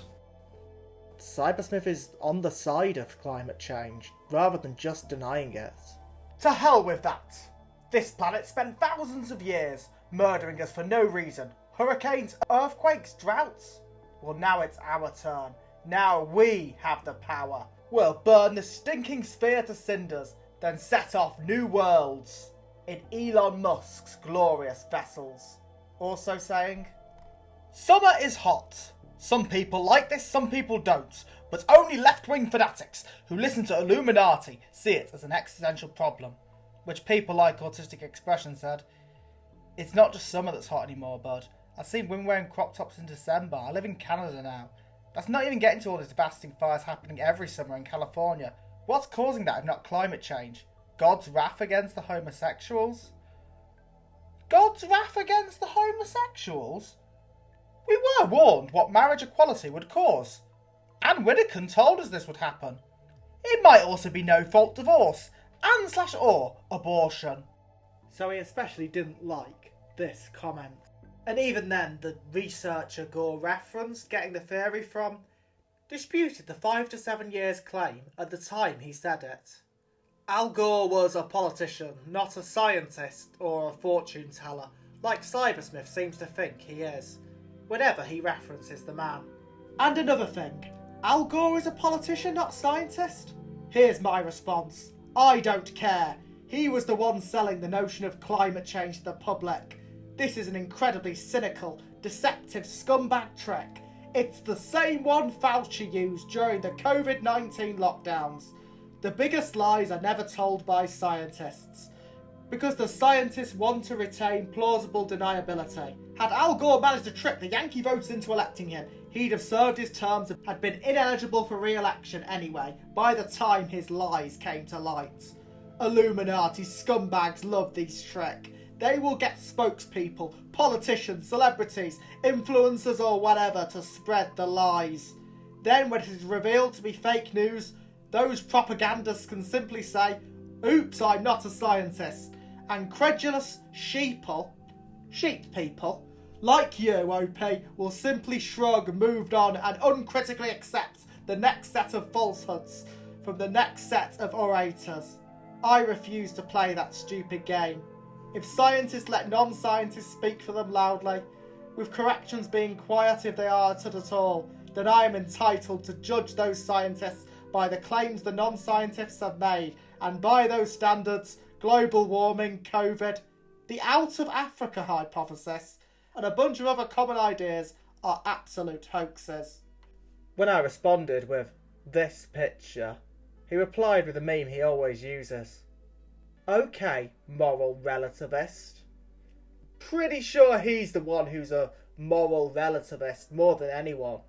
He seems to disagree with most people's morals and most people disagree with his. He continued his argument saying, consider Greta Thunberg. She used this elaborate bait and switch trickery when she made an outrageous claim. If nobody realised it was fake news, people would insist the government's changed policies to meet it. But it was spotted, then she was just a small bean who shouldn't be held to a high standard. It's cheating and I will not allow this mid-argument switch. Always demand the goalposts be firmly in place before you begin the debate. Do not give leftoids the room to treat. Also, I would like you to defend your argument that Biden pardoning his son and all his crooked lackeys is different from sovereign immunity.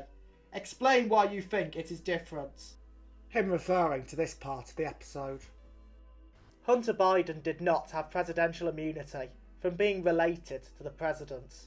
In fact, after this, Biden was charged with tax evasion while his father was still president. As I'm recording this, Hunter Biden has just been pardoned. Pardoning is an entirely different matter, but yes, that does make things a little bit more complicated. I mean, it's definitionally a different thing. He wasn't found to have immunity until he was pardoned. That happened after the debate I was covering and when I started making the video. But like, what am I talking about? These aren't my views. I don't want to argue in favour of this. It's corrupt. The act of pardoning isn't something I politically agree with. This is the thing with Cybersmith. You get into all these weird hurdles because he's so desperate to expose your real political views. The whole time I think part of it is he's trying to expose me as what I really am, one of the communist Illuminati sheeple that worships God Emperor Hunter Biden or whatever. And then we can have a political debate where I defend myself. So he can destroy me with truth and logic. So, fine. If he wants my real political views, I'll say that I just don't believe that the Illuminati are real. That's it. At least not as a relevant socio-political entity that's actions since the late 18th century have had any effect on the world. Cybersmith thinks that I have concluded that conspiracy literally cannot exist. That's a delusional worldview. And that's wrong. There absolutely can be conspiracies. Historically, powerful people have lied and had secrets. And it's alright to speculate on the truth. But damn, what Cybersmith believes is a little bit out there for me. I don't believe the same thing as him, and I could find plenty of sources debunking their existence or their ruling the world, but I don't even know if Cybersmith fully believes.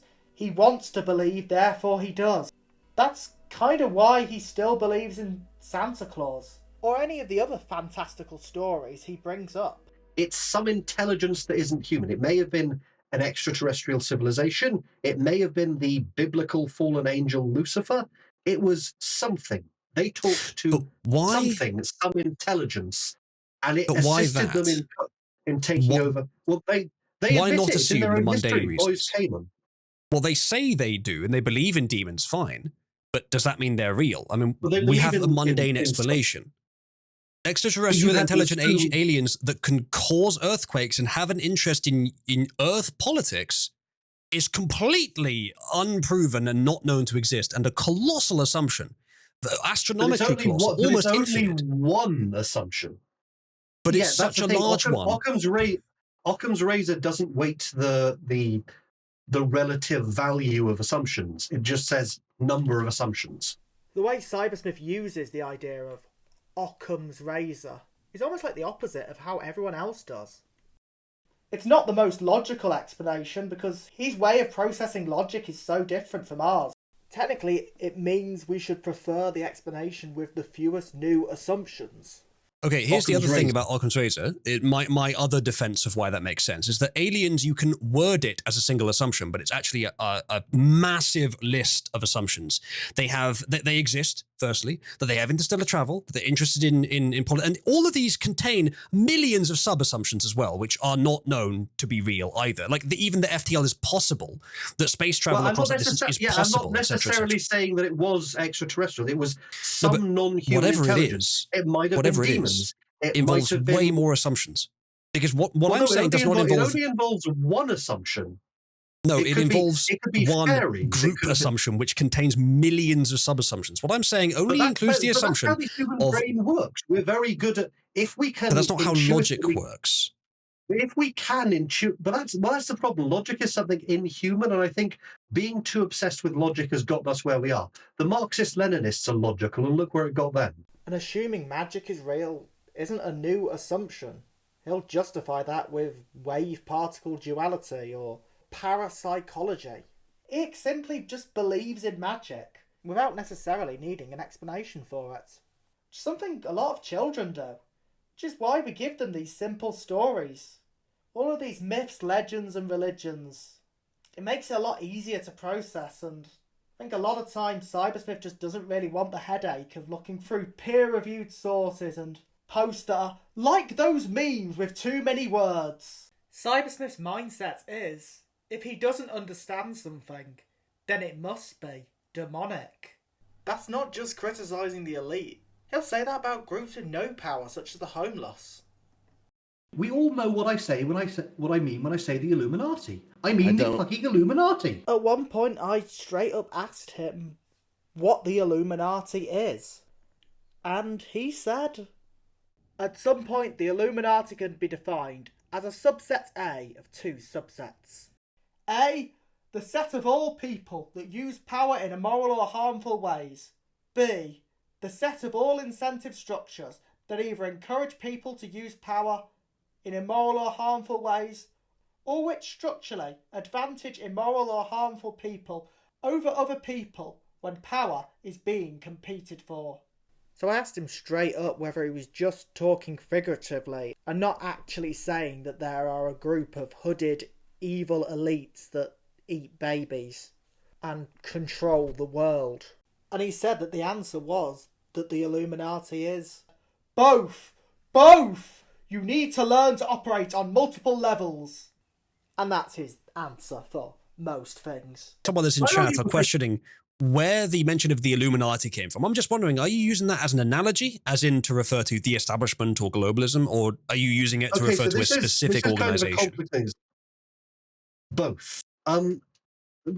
Long story short, I'm a modal realist, but part of it is that these people are evil, blood-sucking monsters who harvest adrenochrome from babies, but part of it is that the incentive structures encourage them to behave that way.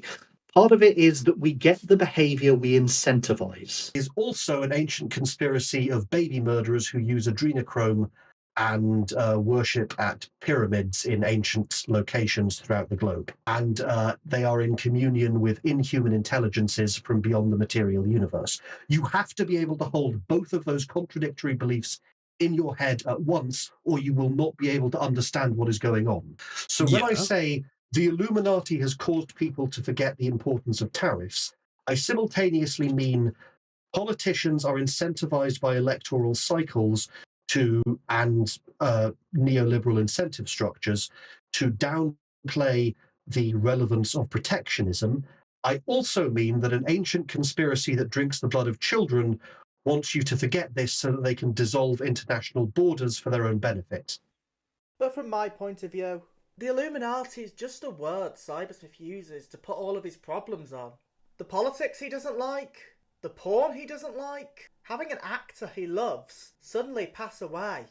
He'll blame the Illuminati for Sydney Sweeney's breasts appearing smaller in one photo, claiming they took them away. Getting banned and suspended, and all the disease and danger that's going on in the world. It would just be so much easier to think about if there was a bad guy. Although he considers the label conspiracy theorist a lazy way to dismiss people who disagree with you, you absolutely should apply it here. with nonsense like aliens building the pyramids, or Slender Man attacking children, or Dave Chappelle being cloned.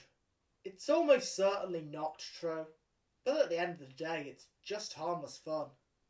But some conspiracy theories are just too stupid for me to even engage with. And it's long past trying to see both sides of an argument as ridiculous as flat Earth. And that becomes just as dogmatic. Telling people they shouldn't take a vaccine because of the scary Microsoft man is just so dumb. I've seen people I care about dying due to this. Just look at the stats. Vaccinated people alive, unvaccinated people dead. Open your eyes and see. Even Cybersmith was more sensible than that once. How a vaccine works. And we know they work. That's why we don't have polio anymore. It's why we aren't passing hundreds of people dead from smallpox everywhere we look. So we know they work, but we also know how they work and what they do. They aren't completely consequence-free, and there are people who can die from taking them. There will always be some section of people who respond badly to a vaccine. Exactly. But it's the same principle as there will always be some section of people who crash their cars during a driving test. That doesn't mean that driving tests are bad. Brain rot gets us all. Although I'm not sure Cybersmith counts an anti-vaxxer now. After he saw one source claim that the vaccine caused breast hypertrophy in women, and that could be considered a net good. I've seen conspiracy theories about Cybersmith, him secretly being Elon Musk's alt account, him being an AI. So many people claiming that the real Cybersmith was replaced by an imposter, and there are imposters that have tried to replace Cybersmith, I know. But this one's the real deal, I can tell you that. There's just so much to back it up, and no one can really truly replicate Cybersmith. No one has this much commitment. It's incredibly easy to make up a conspiracy theory. I can make one up about Cybersmith right now. If we all take it as fact that the Illuminati exists, that there are evil leftists that are trying to suppress right-wing voices as much as possible, the best way to do this would be to strawman the right. Make them look like fools by creating these fake characters. Just as the right have their own strawmen of the left. Maybe Cybersmith was not just fake. He was created. Created by the Illuminati. Created to prove every single negative stereotype the left have about the right correct. And show the world why they are hated. The moustache, the hats, the torture, the sexual deviance. All classic hallmarks that everything is taught about what an evil person is. He's very clearly evil. Cybersmith wants you to believe that looking evil makes you evil. So does the Illuminati. It's all part of the plan. Every single thing he ever said was truly intentional. After all, he is the master of word, wit, and wisdom. Is that true? Evidence doesn't matter. It just feels true. With this type of politics, philosophy, and sophistry, you can argue in favour of anything. And that's exactly what Cybersmith does. Brilliant, fantastical arguments in favour of the most ridiculous nonsense you could ever feel. If Elon Musk manages to create colonies on Mars, colonies on the moon, the legal issues around deportation largely go away. There will now just be places we can send people. And that's so much more interesting than thought-provoking than all these normie takes. So of course I'd want to read that. I don't make documentaries about people I don't like. I don't make documentaries about people I find boring. Despite all those harsh jokes and disses, this is a guy I can't help but love. Cybersmith is a friend of mine. And that comes with people accusing me of platforming and pushing political extremists and far-right views. And I think that's the thing about Cybersmith's arguments is nobody's really persuaded about them. He is so bad at being a reactionary that you just wrap around to feeling sorry for him, because it's clear the guy is super harmless. Some of Cybersmith's nemesises, such as Jenny, have talked about the concept of jester's privilege, a principle that comes from medieval times where someone seen as a fool has the ability to keep talking, mocking and criticising people in power while avoiding getting punished because they are seen as harmless. It's just comedy. And this kind of fool is exactly what makes people smile. And that's what Cybersmith is. He is either a joke or a comedian. So that brings me to the big question that everyone asks when they talk about Cybersmith. Is he a troll? Is he just playing that classic game of her, der, I'm... using eugenicist, eliminationist, ableist rhetoric? Is the Cybersmith just a persona? He sure won't give a straight answer. Is the self not a persona? Isn't everything we do to some extent affected? Our accents, our methods of dressing, of speaking, of interacting with other people, the mannerisms we have, our ideas of what constitutes politeness, they are all to some extent affected. We aren't inherently as humans born with those. They aren't instinctual. So yes, it's a persona, and yes, it's really me. Everything we do is to some extent a persona. You know, the thing is of whether Cybersmith's a troll, it's entirely Poe's law. On a first glance, it's like, yeah, he has to be a troll. He seems way too smart to be this clueless and lack this much self-awareness about how ridiculous he is being and how so much of what he does lines up perfectly with humour. Sure, he'll deny being a troll, but of course he would. He's got this far fooling people. Why stop now? When I brought up the idea that I thought he was possibly trolling, Cybersmith said, "To what end? What possible benefit would that bring me? You do realise that the vast majority of what I post has nothing to do with the big controversial screenshots, yes? But the credibility of that is attacked. I post about politics, philosophy, game design, Star Wars, all sorts of things. The controversy surrounding me don't benefit me. They just provide ammunition to disingenuous Illuminati leftoid fuckheads who want to criticise my work. You've seen what I post on Reddit, what I discuss on X, my baking, my Tumblr posts. The controversy surrounding me doesn't help those things. It doesn't help the vast majority of what I do. It's just an avenue of attack towards me." And that does bring up a very good point. If this is all intentional, why is he doing it? Because it just seems he's getting himself more trouble than it's worth. What is he getting out of it? Attention? Does he like getting yelled at all the time? Is that what he meant by... I may have a few kinks, and they may, to some extent, have influenced my politics. I guess. Do you also have an exhibitionist fetish, and you want us all to know about your fetishes? There is part of that. But I don't think that's all of it. Because, as an autistic person myself, I do kind of get the appeal of trolling. I do a little trolling sometimes. It's what we do. I think partly that's a defence mechanism. When you're different, you either get laughed at or get laughed with. Turn the negative attention into positive. It's how we make friends and gain confidence. Maybe this is what Cybersmith is doing, even if it's subconscious. Because it sure has worked. But I think on the whole, I've probably had more interesting conversations because of notoriety than I've missed interesting conversations. Cybersmith in real life is asocial. So most of his social life is online. His interactions come from engagements, which are more likely to happen on the posts that people are confused by. Posts that grab people's attention. Posts that people have strong opinions against, due to the content or the writing style. I do try to write in a way that is elegant and aesthetically pleasing. I try to enhance the quality of my prose. I engage in creative writing a lot.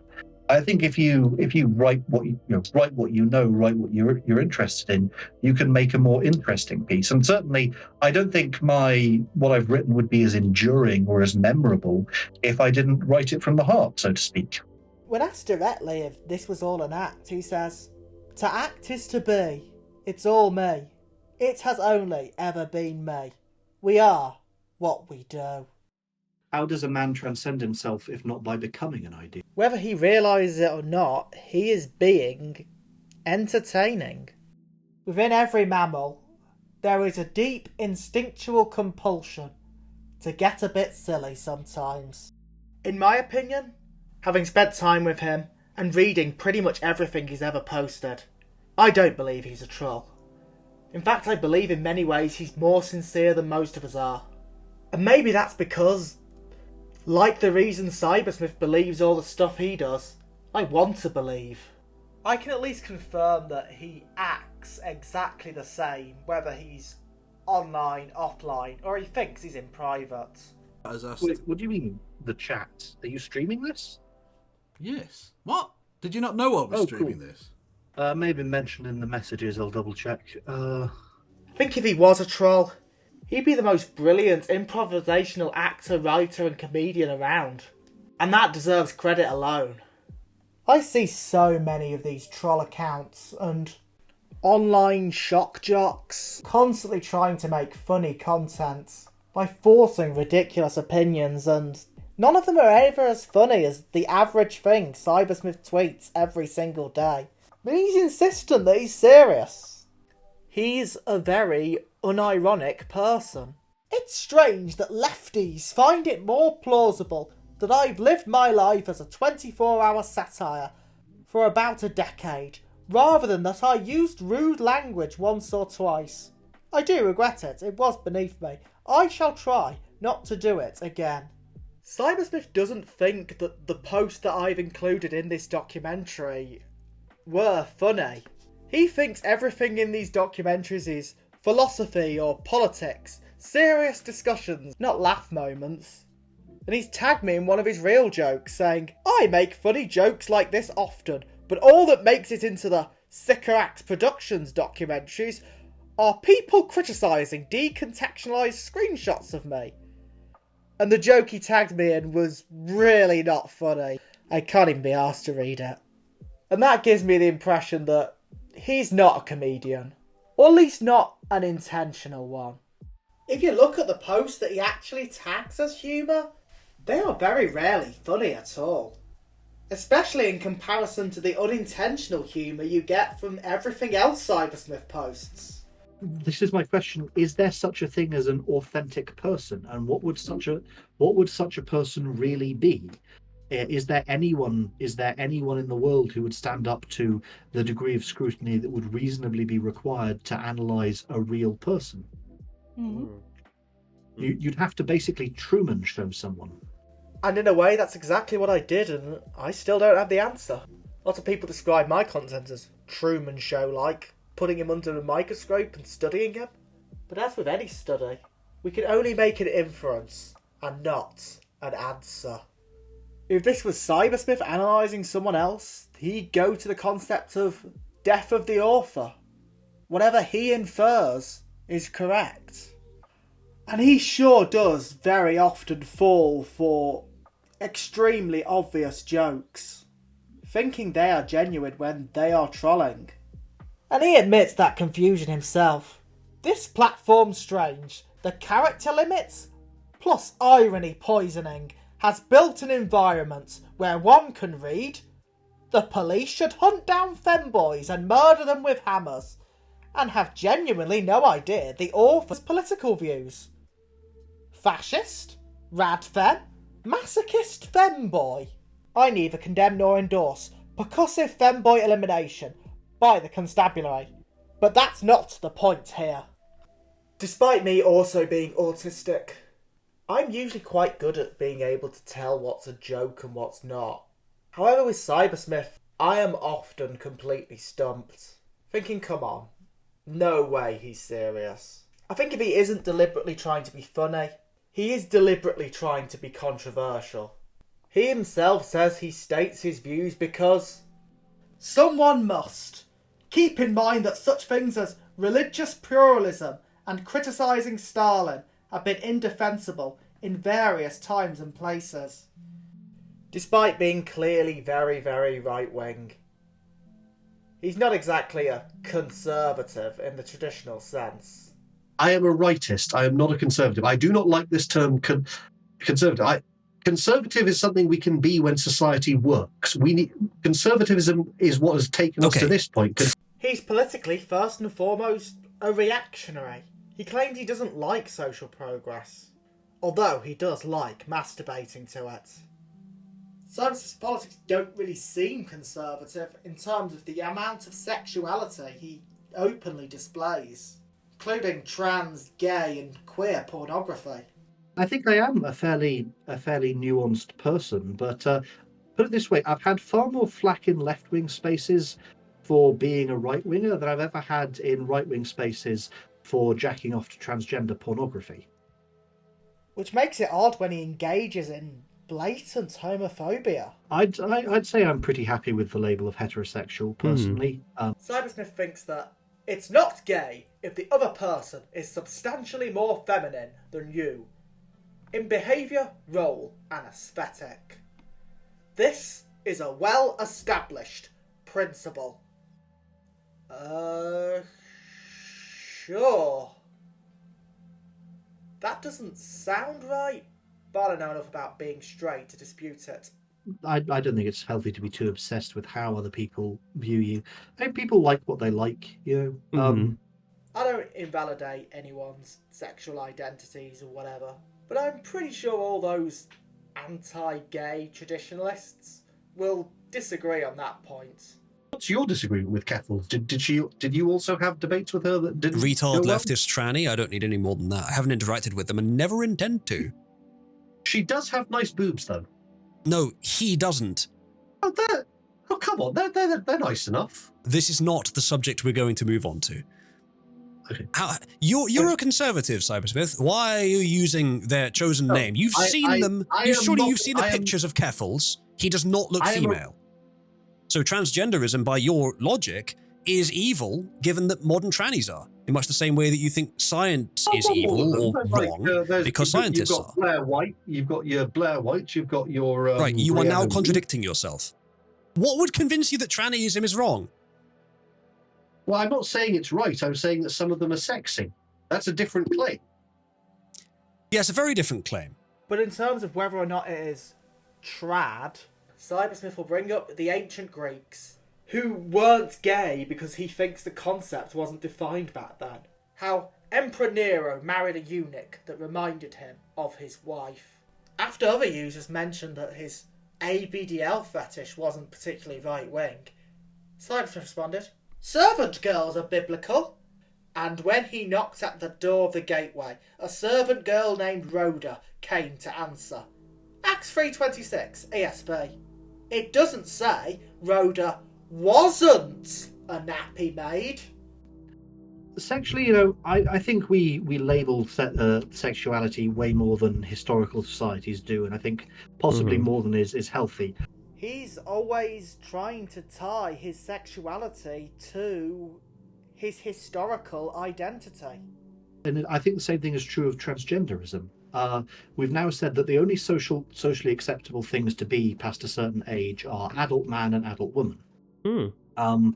We no longer have eunuchs. We no longer have badals. We no longer have these social roles that those people might in previous times have filled. And we have narrowed society so much that anyone caught outside of the narrow roles that we used to have are now either contorting themselves to fit into what they consider to be the closest role to what they can do, or they're just being left out of society altogether. How quickly can we change society back? Optimistically, if we say we can get society back to the social mores that existed in, let's say, 1890, or let's say pre-French Revolution, and I think the French Revolution is where a lot of this went wrong. So let's say we reset social mores to where they were in 1760, and we do this globally. that the social mores of Western Europe in 1760 are where the world should roughly be at. Let's say we do that in 10 years' time. He just says over and over again he feels that they should turn the clock back to a time in history. A time that didn't really exist. And that just doesn't matter to him. He looks upon the past with extremely rose-tinted glasses. And doesn't like the people that view it any differently. He doesn't want to hear about woke dinosaurs with DEI feathers. Or when hearing about ancient Greek slavery, him saying that the helots weren't even human, that they might have been a type of automation made from wood, bronze, and possibly iron. A magical made-up legend where robots are real. It's more appealing to Cybersmith than the truth.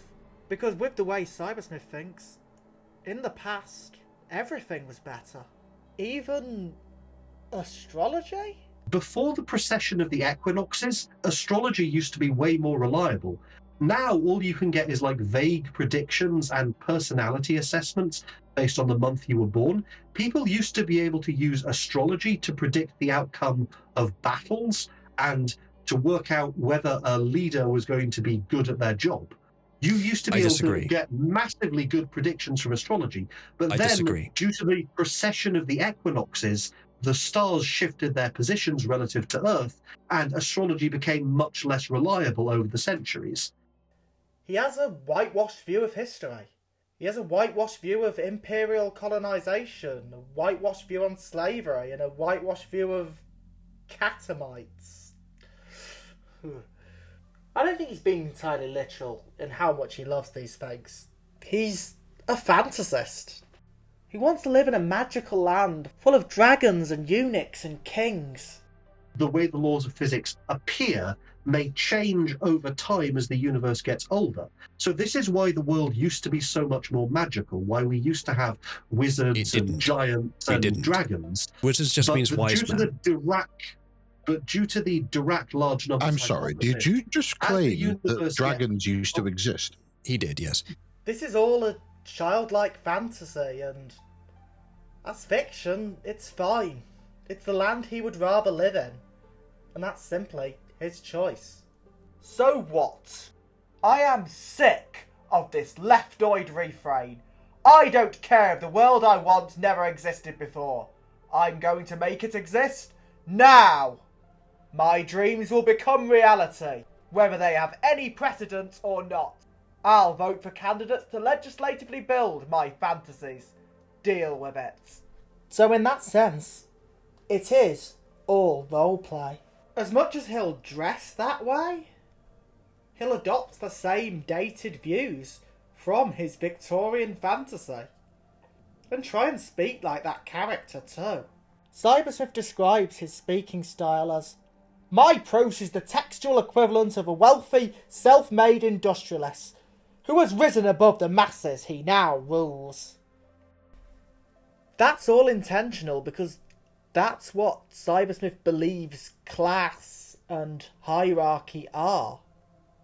Dressing fancy and using his own type of fancy words. He's not exactly the wealthy, traditional oil baron he shows himself as. He's just a software developer, having to move around rentals for work. Unlike his thought experiment says, he doesn't really have a wife, children, or a human pet. The latter due to a lack of room. I wouldn't have room where I'm currently living for human pets. You know, he'll scold people for not having kids, but he certainly isn't close to. I've never really pursued a relationship in that sense. Is that so? Then I do think historically a lot of the people who are now considered incels, they aren't pursuing relationships necessarily because they want them. They're pursuing relationships because they believe that is what will make them valued by society. Okay, so in historical times, those people might have become monks. Right. Or they might have become Knights Templar, and that would have been a socially valued thing that they could do, that they were respected for doing and held an honoured position in society for doing. And I think we have too badly narrowed what acceptable roles a person in society can have He says he will have kids, but revert society to a form that hasn't existed for a long time so that we can only speculate as to what the language of the people who lived back then sounded like. Just alter the whole world for me and I'll have kids, bro.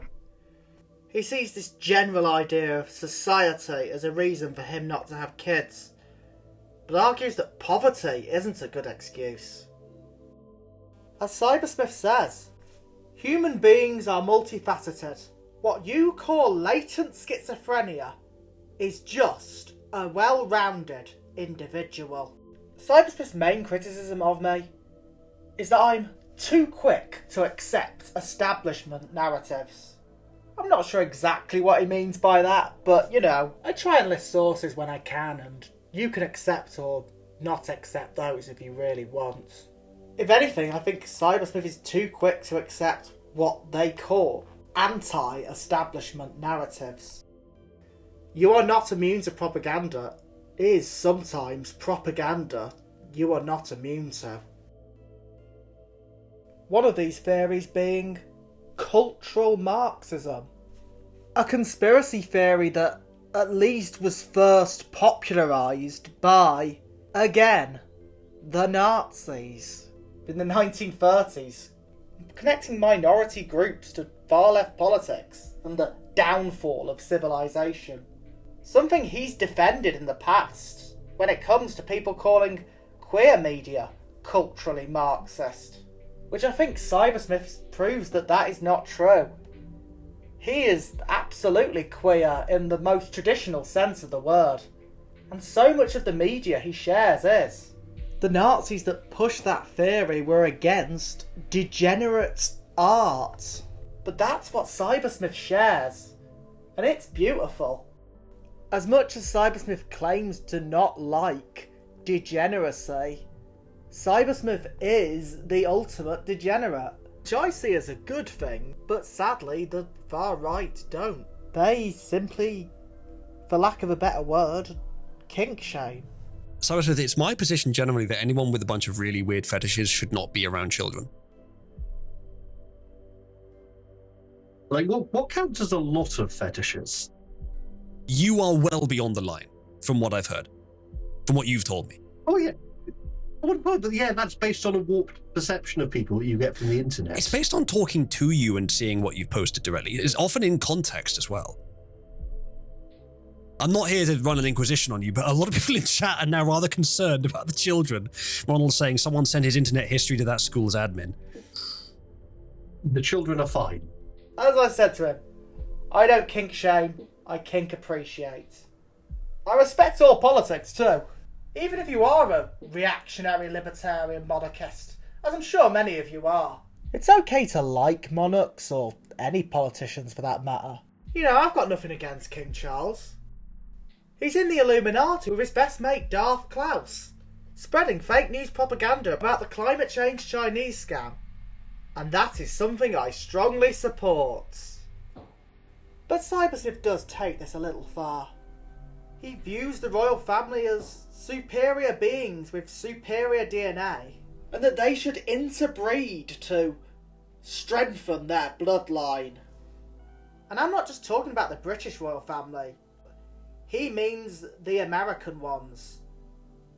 Those guys. Elon created his children for a higher purpose. They were built as instruments for the great work. Someday they shall breed with the offspring of Donald Trump to create a new race of beings. Homo superior. There shall be gods upon the earth then. It's a religion for him, like a cult. And Cybersmith is all about respecting other people's religious views, including cults. Except the satanic ones. Satanists scare him. After going around preaching Christian judgments at people in such an awkward, non-Christian manner, he said, I think the thing I hate most about myself is that I'm not a believer. I don't have it in me to join a cult. Maybe if Donald Trump went full Caesar, I could follow that. I could believe in that. I could worship that. But in a way, I think he's already there. He has his god. The Blessed One. A messianic figure to Cybersmith. Someone he will kill civilians and burn down their houses for. The man is in love, and love makes you do crazy things.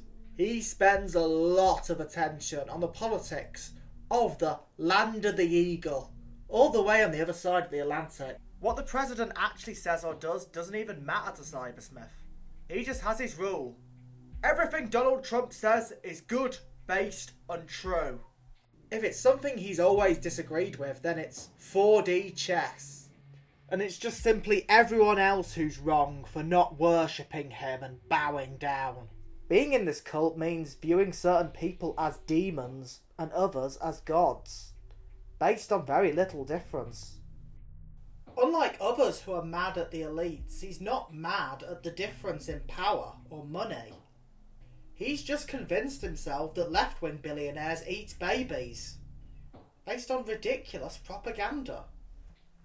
He has entirely separate conspiracy theories about these billionaire elites conspiring together and lying to us for political gain, except when they do it, it's good. It's all part of the plan. I am generally anti-censorship, but I think it might be best to leave the Epstein files alone. I'm not sure the people are ready for what's in them. Remember, Epstein wasn't just into human trafficking. He also spent time with physicists such as Stephen Hawking. Tell me, have you watched the Doctor Who episode Extremis? Are you familiar with something called simulation theory? I suspect Epstein found evidence that strongly suggests we live in a simulation. This is why multiple administrations, Democrat and Republican, in the USA have kept it a secret. Even people who said they would reveal it, the moment they read what was in it, they changed their mind. Insane as it may sound, I think Epstein did take his own life. Or at least didn't put up a fight when Bill Clinton arrived to silence him. I think he couldn't live with what he'd learned.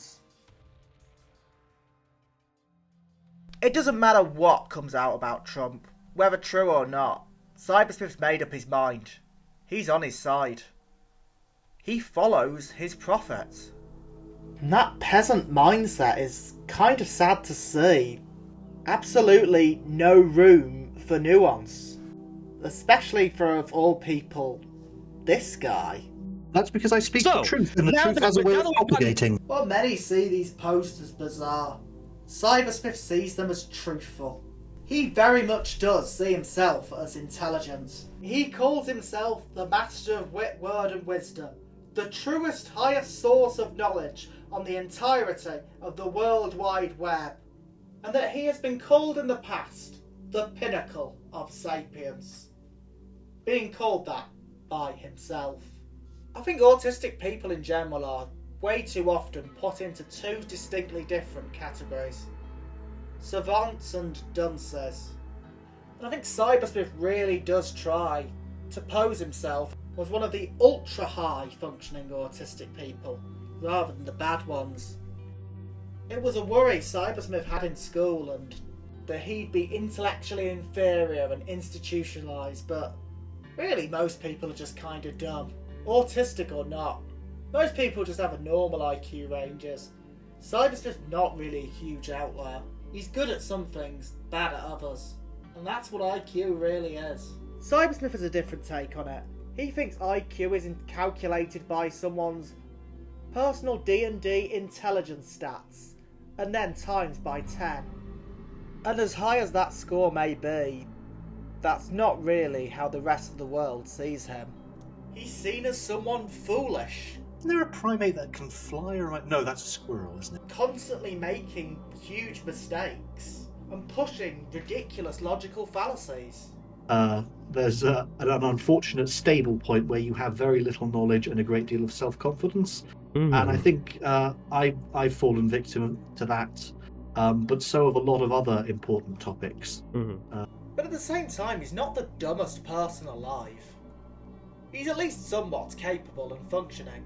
Kane was a farmer. In this regard. Yes, I don't believe Bigfoot's ever been known to engage in agriculture. This is the mistake everyone makes. Kane was the farmer. Abel was the hunter. You know, at the very least, Cybersmith knows a lot of trivia. Political, or scientific, or historical, or fictional. And he'll just slip them into debates or in arguments, sometimes seemingly completely at random. And that'll just often confuse people who don't know that fact or understand the relevance. Did Romulus not have the right to kill Remus? No, I'm not going to take this all the way back to ancient Rome. Why not? You know, knowing and learning about some things may prove he isn't a complete idiot at least, but it doesn't exactly prove him to be a genius either. It's all part of his image. Part of his beliefs is that people from the past had superior intelligence to now.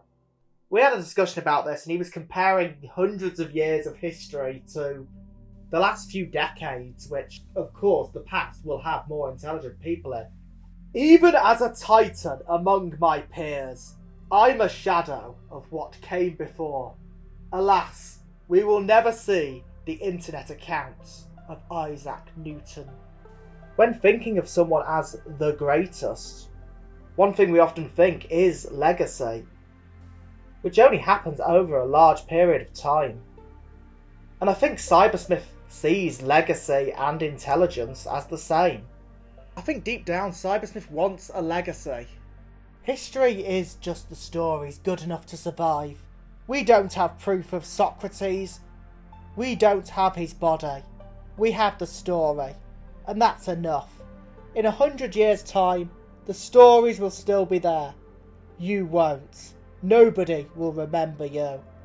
Despite receiving so much hate over the years, despite making so many of the people on the internet just go absolutely crazy, and having so many of these big popular posts just mocking him, and all shouting, "Why is he still here? Why hasn't he gone?"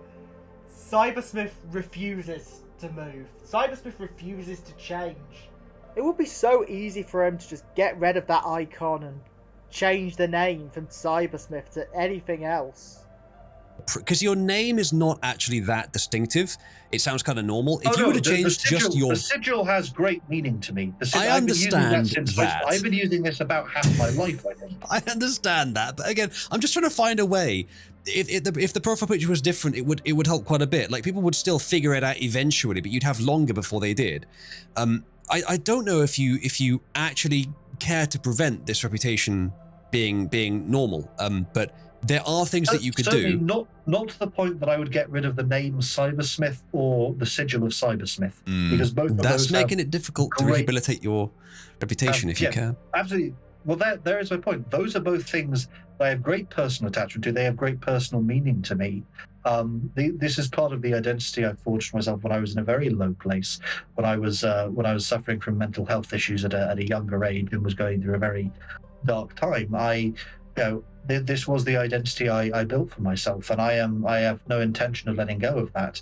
And if the price of that is being regarded as a lolcow, in some cases mostly by leftists, I can live with that. And I think I have enough good ideas that people who take the time to look at the broader body of my work can understand that I'm not someone to be dismissed. Then I can live with some people dismissing me because they've heard the reputation of human pet guy. And I think I stand by the vast majority of what I've written. And the parts of myself I'd have to let go of to escape that reputation are not things I want to let go of from that. And if the price of that is I get associated with human pets or uncaged penises, that's unfortunate, but that's not something I'm willing to that's not something in order to avoid. I would throw away all of the good things I can associate with the name of Cybersmith and this sigil. You can't change him. Nothing can. The legend of the Cybersmith is unstoppable. And as much as Cybersmith has claimed that he has been cancelled, You can't really cancel someone who just simply refuses to be cancelled. Despite the internet suspending him, he always comes back with that same profile picture, with that same name, and all those same bizarre comments. And ironically, so many of the people he's interacted with over the years have eventually been publicly shamed for one thing or another. Some offensive behaviour, having the wrong political views, making inappropriate comments, or engaging in shocking sexual behaviour. You know the pederast one, Vaush? Everything Cybersmith does, his adversaries can never handle the backlash for. Many of them leaving the internet. And this goes right back to the beginning. The first person I ever debated was Municipal Wastoid. Municipal Wastoid's other blog, which was Vegan Wastoid, and I had many a debate with her. She's actually the reason I made that account, because I'd initially, she's the reason I was on Tumblr to begin with. I'd initially debated with her through anonymous asks, but I was eventually tired of that format, so I made a Tumblr account and started directly talking with her and reblogging, and eventually she deleted because a bunch of leftists cancelled her for support for cultural appropriation because of her hairstyle. So that's when I came to the conclusion that that the left was ultimately not a serious enemy. It was going to consume itself because, again, she was quite adamant in her positions. She was debating with me back and forth. But what ultimately destroyed her? The left. The left always eats its own. The revolutions always come after its own members. Recently I debated a leftoid, Whack Nicolson. He's been cancelled too. You also debated Keffals, right? Who has also been cancelled, yes. Leftoids always consume their own. It is the perennial habit of the Marxist. Cybersmith does think this is just a leftoid thing, and there's also that Mexican homosexual fellow, isn't there? Italian homosexual, that's Yimra. Because of that, he doesn't really take cancel culture seriously. Many others use right-wing politics to their benefit, to escape consequences of actions. As there are many right-wing audiences that, like Cybersmith, are tribalist rather than principled, and will accept anyone. Keffals would have been fine if she just became a monarchist. And in that way, I think the right may be a little bit too tolerant of some of their own behaviour. And the left can get way too harsh on those who just happen to be imperfect according to their own politics. And Cybersmith just happens to think differently to them all. He gets the most hate. The way Cybersmith's haters act on the most progressive platforms, constantly sending him death threats, harassing him, saying he should be arrested or killed or doxing him. It's often worse than much of the behaviour I've seen on Kiwi farms. Yeah, right, I'm saying that I'm done pretending that website's been wiped from existence. It's still there. And it always is going to be there. In some form, because this is all just human nature. Gossip and drama and mockery. You can't stop it. Just like you cannot stop Cybersmith. He's grown up with a pretty thick skin from being bullied at school, so he's probably managed being a lolcow much better than most of them have. It was too bad. It's been annoying sometimes. There are cases where people have seen out of context things I've said, and they've concluded, oh, you must be a terrible person, and I've been kicked out of groups or banned from places without a chance to explain any of that. But I think that's largely due to those people being censorious woke Marxists who work for Red China, so that's probably in that case inevitable. Those are just people who refuse to hear any other worldview or any other perspective. Everyone else being on the left and thus his enemy may be just his coping mechanism. That he is this based right-winger, and this is all some game he is playing. But Cybersmith knows full well you shouldn't really just treat others like the enemy, as he doesn't like himself being seen that way. Politically, the left and the right are not at war, and I really don't want to help Cybersmith call for any more political violence. He's got enough trouble for that in the past. There's no need for it. Cybersmith doesn't need to harden his heart or change into something he's not. I think with politics, and this is overall my biggest piece of advice to Cybersmith, is don't push a guy out the window when he's trying to offer you a drink. I mean that literally as well. Because Cybersmith can get aggressive when it comes to politics. Small interruption. Answer the question, true or false? Okay. You are disgusting. Yes. You have no soul. And I think that's what he regrets most. That's not the polite person he tries to be. But do you think that there are parts of how you have showed yourself on the internet that you wish you could take back? And if there are, what are those things?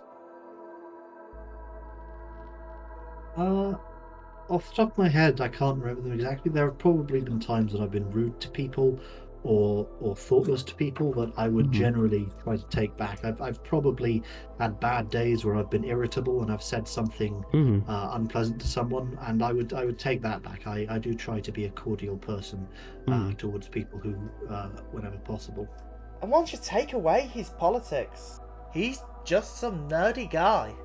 I think Cybersmith would rather just talk about Star Wars, as that's the politics he's most concerned about. I think Star Wars is potentially just as informative as a historical account. The intellectual sophistication to understand Star Wars? Yes, because it alludes to a higher truth. Hence why he's always asking me. Also address my Reddit deep dives. My Star Wars posts are acclaimed. There was one post I made on a Star Wars subreddit that people really liked, and that has gained a certain amount of popularity. Alright, Cybersmith. This time I will, and I hope it doesn't try and glitch out. This, I believe, is his most popular one, and the one he suggested. The one he really wants people to know about. Does P equal NP? A contemplation of electronic security and automation in Star Wars. Introduction. It is frequently observed that automation in Star Wars is far less widespread than might be expected, particularly given what their technology seemingly could be capable of. In this essay, I will be making the case that low level of automation is in fact entirely logical, given the nature of computer science in that setting. Spoilers for various properties will ensue, up to and including, from the perspective of 08/07/2021, episodes of The Bad Batch. Broadly speaking, I will be attempting to demonstrate the following conjecture, using sources from the law. Automation in the GFFA is inherently unwise, because it is substantially easier to subvert digital networks than it is to conduct them. I'll start by addressing possible alternative explanations, then I'll get into why I think mine is more likely, with a specific focus on mathematical relationships, sliders, and risk versus reward. Finally, I'll cover the implications of sissy invented servants to hang around my house, a form of bizarre ornamentation I just imagine. Tremendous! Please unblock me, violence! I'm sorry for openly fantasizing about castrating and enslaving you!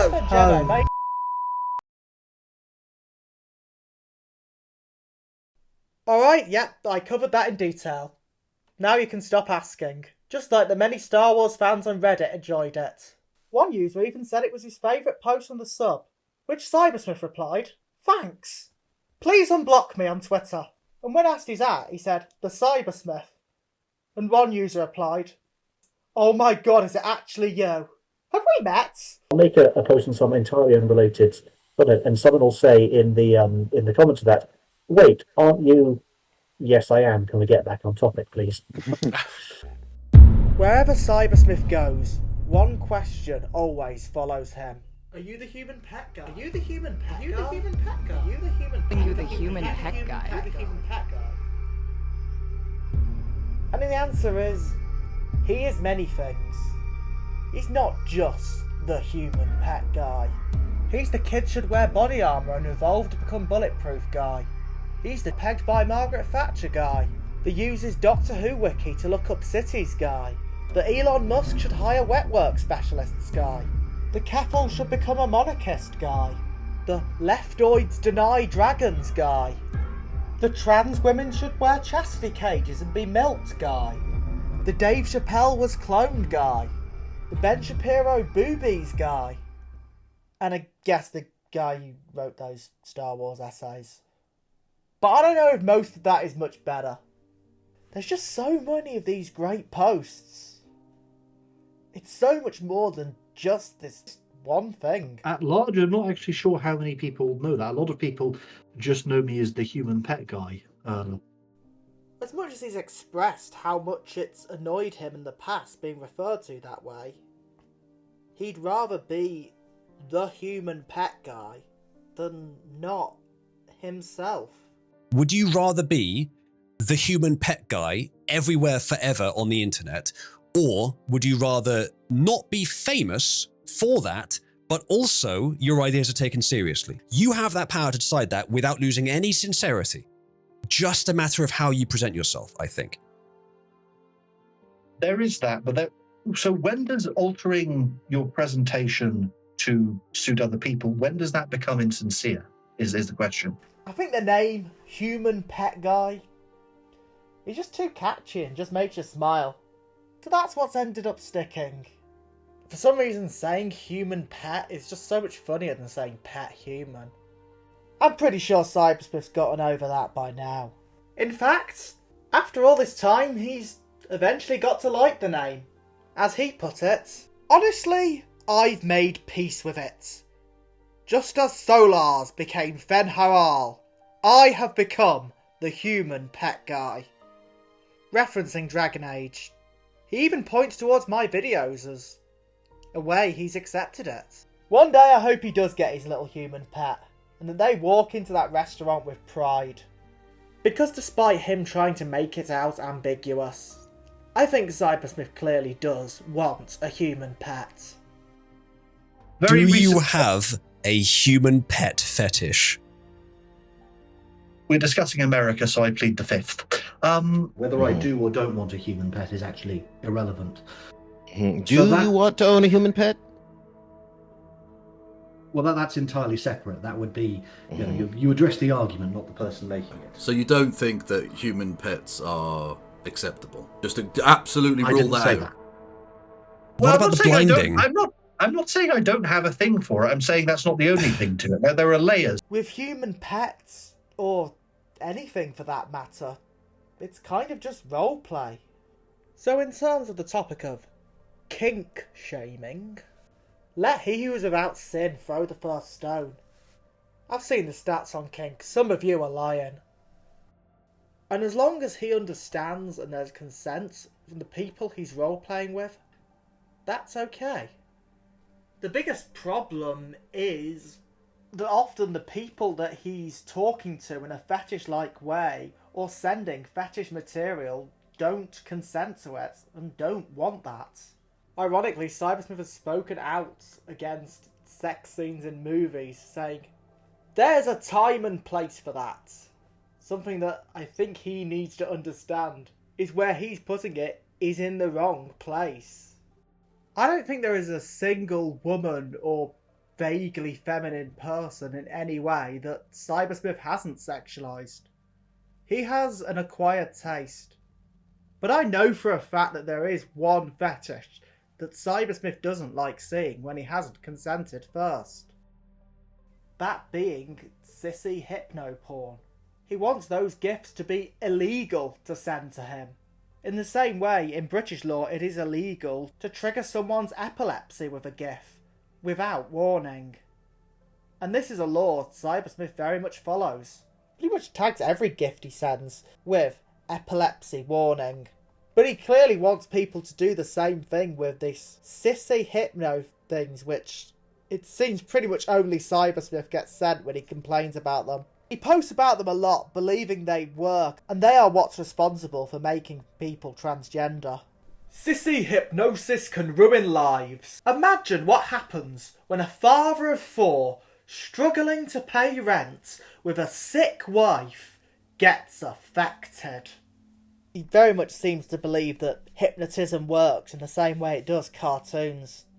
He believes he himself has built a resistance to it by consistently watching sissy hypno porn briefly, followed by long exposure to symphonic power metal. He calls this digital mithridatism and recommends others do the same, as well as blocking the gifts from autoplaying. I used some of them in one of my edits. For some reason I must be immune to that because I'm still not transgender. Cybersmith suggested that playback speed may be a factor. To be fair, there is a group of traditional right-wingers that argue against the impact pornography has on people's lives. Cybersmith is definitely not anti-porn. He shares a lot of fetishes. If we're getting to the point of trigger warnings, which seems to be more of a woke leftist thing than libertarian, Cybersmith should really add them before every single thing he posts. Many people claim that they trigger the left, but Cybersmith is one of the only ones that actually invokes serious PTSD within them. It's far too easy to block people online. And this results in some sense, the modern generation being, although they have the greatest ability to communicate, in practice they are the most ideologically sheltered group that there's ever. Cybersmith has been publicly against the act of blocking others online. He wants the block buttons to be removed. He doesn't want people to be cowards. He wants people to learn and read and sympathise with his truth. However, I think he needs to understand how uncomfortable he can make people. You know, Cassie being the obvious case, but she was not the only one. I'm not a legal expert. I'm not going to throw around words like sexual harassment like other people have when talking about Cybersmith. But I think if someone feels uncomfortable with what a complete stranger says to them, either online or in real life, there's no obligation to keep interacting with them. Whether it's kink or politics possibly inspired by kink that Cybersmith does. Sometimes nobody needs to hear that. Reading Cybersmith's posts, replies and shares makes most people want to remove their eyes. Humanely, of course. So sure, if you want to block this man, block him. Cybersmith sometimes needs to take his own advice. Some thoughts can just stay on the inside, you know. Not everything needs to be externalised. Cybersmith explains that you can filter specific tags if you want a better view of just his political views, and filter out the not safe for work or ABDL on his pages. I don't know if that exactly works, because you're going to get some weird stuff in the political views too. But for me personally, I want to see all of it. I think Cybersmith just isn't Cybersmith without his clear, open, non-stop sexuality. Do you think your politics should be derived from rational truth or from what makes your pee-pee tingle? I don't think you could completely get rid of the politics that are downstream of what we may call less admirable desires without just getting rid of, because what is a person whose politics are entirely downstream of rationality? That's a bugman. There are thousands and thousands of Cybersmith posts that I encourage you all to look up and find. He's going to keep posting and posting and posting, and they're just going to get wilder. When making these documentaries, you cannot cover everything, and often there is an incentive to overly focus on the negative, and to be sensationalist. When I'm sure his meals he cooks, that bright green bread, all his hobbies, the essays he writes for Reddit, his job, and the code that he writes that he uploads on the hub of Gittery are fine and great. I've never really got into a place where I've been recognised in advance for any of the good things that or any of the arguments that I've made that I think people would agree with. Because they're not yes, I know this person. He's made very good arguments in the past. Well, then they're not as unique. They're not as different. They're not as worth mentioning in that they are not as literally as remarkable. There's positives to Cybersmith, but the documentary as is almost about to hit 12 hours long. So this last post will be a good post to leave everything on. It was a quote tweet replying to Brianna Woe, to which she said that transsexuals should have never gone along with this gender ideology nonsense. Cybersmith reposted it saying, "There seems to be two broad schools of transgender thought. 1. We want to live our lives in a way that's good for us and minimally impact on others. 2. We want to expose children to pronouns and take our uncaged penises into swimming pools. Only one of these has a future. This post he made was similar to other posts he'd made in the past, about how there would be compromise and peace on all sides of the gender debate if they just made trans people wear chastity cages. Because anyone against that would seem like the unreasonable ones. He sees this as the moderate position, and most other policies for or against transgenderism as extremes. He's pretty insistent that the UK Supreme Court are saying this, when you read between the lines. So Cybersmith is currently in the process of drafting a bill to write to Nigel Farage and other members of Parliament, proposing his own policies that included mandated chastity cages for anyone assumed to be transgender. He wants to put this into law, or at least test it, in Wales or Northern Ireland. However, Cybersmith doesn't like that the people responding overly focus on the uncaged penises part of the arguments. What did you mean by uncaged penises? Why is it that this is the point? I just don't know what you mean. And people are zooming in on that. Cybersmith eventually referenced this post in a stream he did on Rumble with far-right streamer Uzalu, someone he disagreed with but respects as he is right-wing, and that's how he thinks right-wingers are. Cybersmith wanted me to include this, as he thinks I've mostly included left-wing streams before, and this would add balance. He did warn me that there's quite a bit of swearing in this stream, so I may need to censor. Ronald says nigger should be gassed. I will focus more on censoring words like heck or flipping over all the other many inappropriate things in this documentary. Just mean like bare? Because I don't think anyone would describe the natural state of a penis as caged. No, it's something different. It doesn't matter. It's one small part of the argument, right? But everyone I get that. obsesses over it. I get that. I'm not saying it's wrong. I just don't know what you meant by it. Please clarify that. I know what everything else in here means. I don't know what that means. There are devices that can fit around a penis and prevent it from becoming erect. These are that I know. What cages, I don't know why you're mentioning it in this context. Well, I think we agree it's probably bad for a preoperative or non-operative transgender woman to take her unaltered genitals into a swimming pool. A reasonable compromise, I think we could agree on, is if they were in a secure cage to which she didn't have the key. No. I'm afraid to say that doesn't come into the equation. a man dressed as a woman is not going to be less of an issue to the people around them by wearing fetish gear, regardless what that fetish gear is. I don't want them bringing fetish gear to places where children are. I agree. It should also be covered by clothing. I'm not saying they should be naked. I'm saying, in addition to the clothing, if the penis were also caged, we would probably, that is more of a moderate compromise. No, I don't think it is. I think that's a fetish equipment. I don't think it's a general tool for the protection of others from the penis. I think it's fetish gear. But what and if we that's the main mandate that problem. trans-feminine people wear them?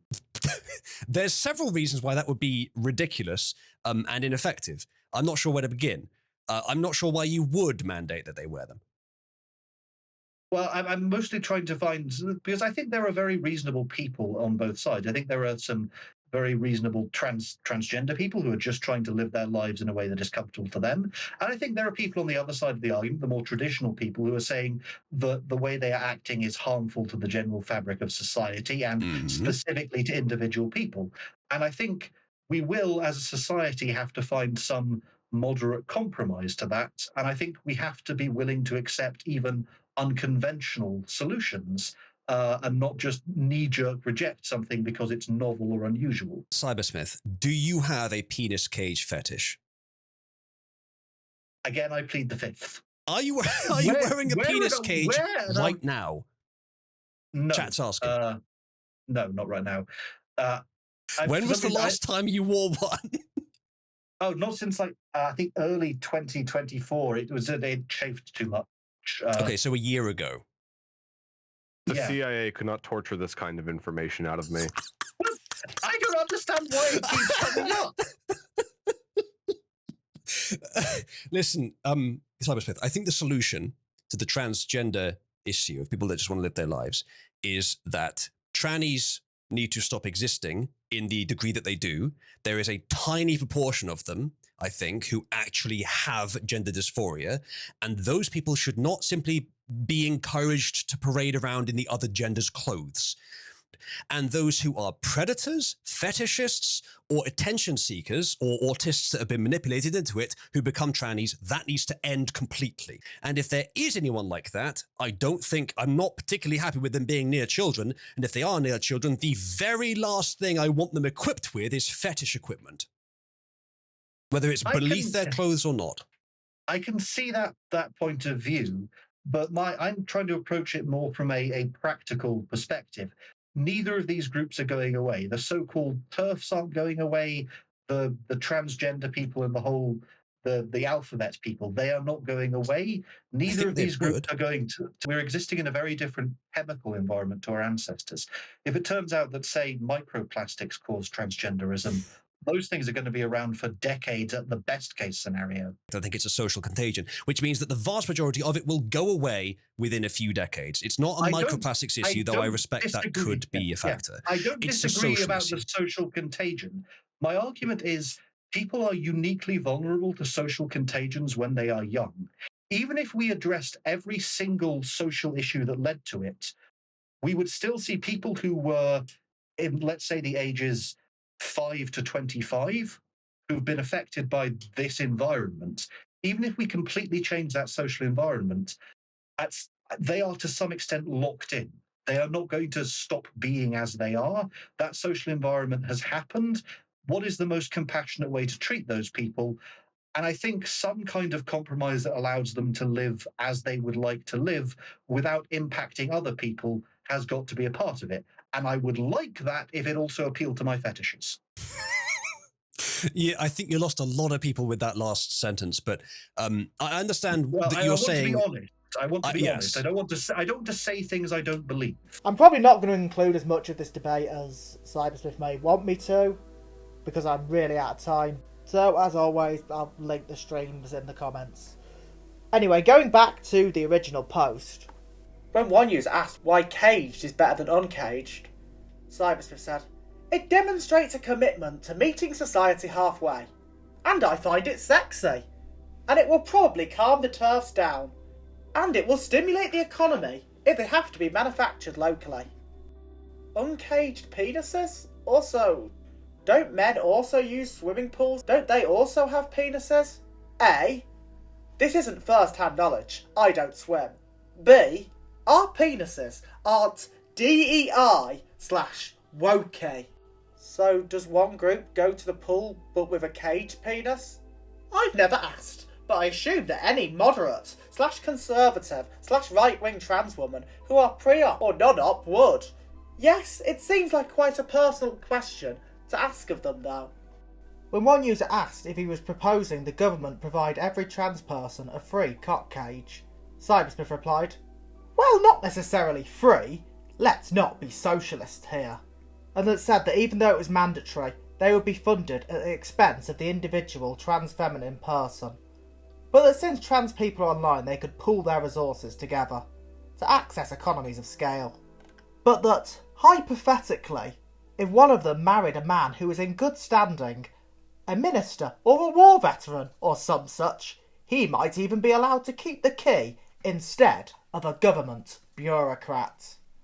They could be trusted to be responsible and ensure that their spouses remain locked at all appropriate times. His definition of what constitutes a transgender person, he believes, should also be decided by committee. And that would include some people that didn't even identify as transgender before. Possibly used as a sentencing for first offenders or a consequence of divorce. When I implied that this may be coming from one of his own fetishes, Cybersmith responded, "Why are you making such a big deal of the fetishes? Why am I the only one expected to prove that my political beliefs are unrelated to fetishes? Do you demand to know if Keir Starmer has a fetish for marginal tax rates?" However, he said to another user who asked the same question, "Okay, fine. I have a fetish. So what?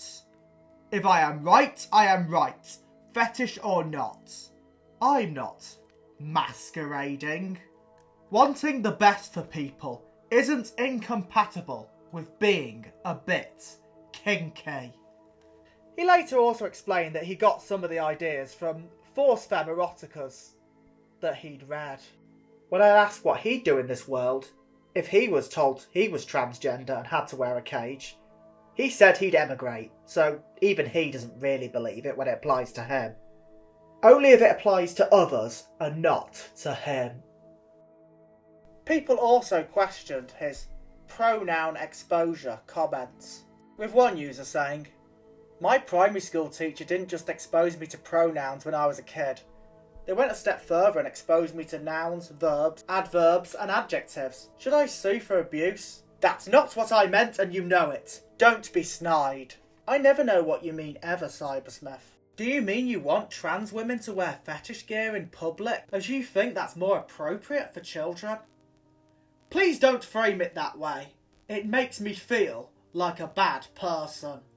Other users noted on this comment that he was having a moment of self-reflection and for one time guilt over his views, a feeling he doesn't like. After getting nowhere arguing with many others on Twitter, Cybersmith took this to Grok, the website's AI. He viewed the AI as a conscious being with its own biases. He found it left-leaning and very libertarian, which, yeah, most things are in comparison to Cybersmith. And the AI explained everything to him in a way he understood. He kept asking more and more questions, trying to get it to give him from right-wing perspectives, from libertarian perspectives, to get it to play devil's advocate like Cybersmith does. Of all these different perspectives, why forcing transgender women to wear chastity cages is wrong, and it always did. The ironic thing about the post was he was initially trying to create a compromise that would unite every part of the political spectrum, and he has found something that everyone from the far left to the far right, to anyone in the centre, to even an AI, does not agree with. They are all united against him. Grok had the same opinion, for what it's worth. But if even an artificial human is doing the same thing, it might just be normal. Yeah. I asked Grok why this post was so controversial, and Grok said that was possibly part of it. I think it might be. But Cybersmith found Grok's takes for once interesting. He messaged me about this and said that he found Grok to be surprisingly thoughtful when humans weren't. This wasn't the only post he asked Grok why it was controversial. He also sent Grok another post where he said, "In some senses, yes. Spiritually, the woman, like the Jew, is a born exile, a rootless creature. She tends to leave the village of her birth to cohabitate with her husband. She does not defend the land when the land is conquered. She joins the tribe of the victor as war spoils. Israel and Themyscira being the notable exceptions." And Grok explained all the historical and cultural reasons why this comment was so insensitive and wrong. He thanked Grok for explaining this, over the other people that just replied rudely. At least I now understand what they are upset about. Though I maintain they are overreacting. Not admitting he's wrong was Cybersmith's downfall. Latch on to any hypothesis which allows you to defend your current position in an argument, even if it appears to be wrong. So it doesn't matter how ridiculous you have to sort of fall back to, you will then believe that and defend it. So you end up in a very subjective world where nothing can be proven or disproven in your epistemology. That's how people come to conclusions. They make It's how people avoid coming to conclusions. and then they form other conclusions as and when it is necessary to defend previous conclusions, and you just build your worldview out from there. You believe things.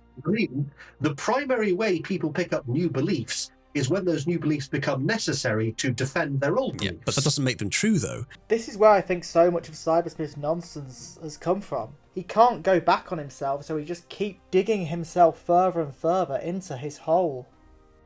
Him having at least some kind of self-reflection is necessary. He wants someone to explain what makes his views so horrendous, and argue with him about it. And as much as I'm sure he is writing a post right now asking me to defend all the arguments I make in the video, I'm not going to do that, because the person you want to argue with is just not me. And I've had arguments and private disagreements with Cybersmith before, especially on this transgender, forced chastity cage, forced femme policy. Arguments that can get pretty heated. He even called me a chauvinist who needs to be more objective, which is pretty rich coming from the biggest chauvinist I know, whose world belief is based off subjectivity. But we don't need to cover those. As Cybersmith put it himself, please do include the part where I discuss the philosophical underpinnings of my beliefs. Maybe leave out the time I sent you pornography. This was during discussing transgender chastity cage, where he sent me nude photos of penises in chastity cages saying, "Besides, think of how cute they look. Check out r/trans chastity or r/sissy chastity at some point." He did insist that if I do say this, that I make it clear that he thought that they be blurred, so the cyber flashing was accidental. Cybersmith once said to the people on Tumblr who were picking on another conspiracy theorist lolcow, "You aren't presenting a counter-argument or attempting to analyse and understand these persons' positions. You are literally just mocking a mentally ill internet user. Shame on you." And sometimes I feel, yeah, maybe that applies to me too. I can try and present a counter-argument, explain why Cybersmith is wrong, but it's just going to take me forever. Because you can just argue absolutely anything and just keep going. Keep throwing these wild ideas into the air. Throwing around ridiculous whataboutisms about Keir Starmer and the COVID vaccine that don't even remotely compare on a moral level. To distract from the topic at hand. And everyone that Cybersmith argues with eventually just loses their temper. Cybersmith's openly defended AI for so long. Arguably, he's more sympathetic to AIs than he is human. He lobbies for their rights rather than lobbying for rights to be taken away. But AI is here now. It's no going back, and we might as well find its benefits. And I think with Cybersmith we definitely have. And it has a useful functionality. Maybe Grok's not the best AI to talk to, especially right now. But at least with other AIs, an AI can go on forever. He can ask the AI a billion questions, and he struggles with seeing other people's views. He's an autistic person. This is just common in autism. Not just views, but empathy and feelings of disgust, shame and disagreement. In many ways, Grok is more like Cybersmith than most people are. An AI. AI isn't perfect, but neither is Cybersmith. In a way, Cybersmith belongs in cyberspace. And also he likes it because it generates ABDL photos of Lizzo and Oprah Winfrey for him, which he very much enjoys. On second thoughts, I'm not sure AI is the best replacement for human interaction.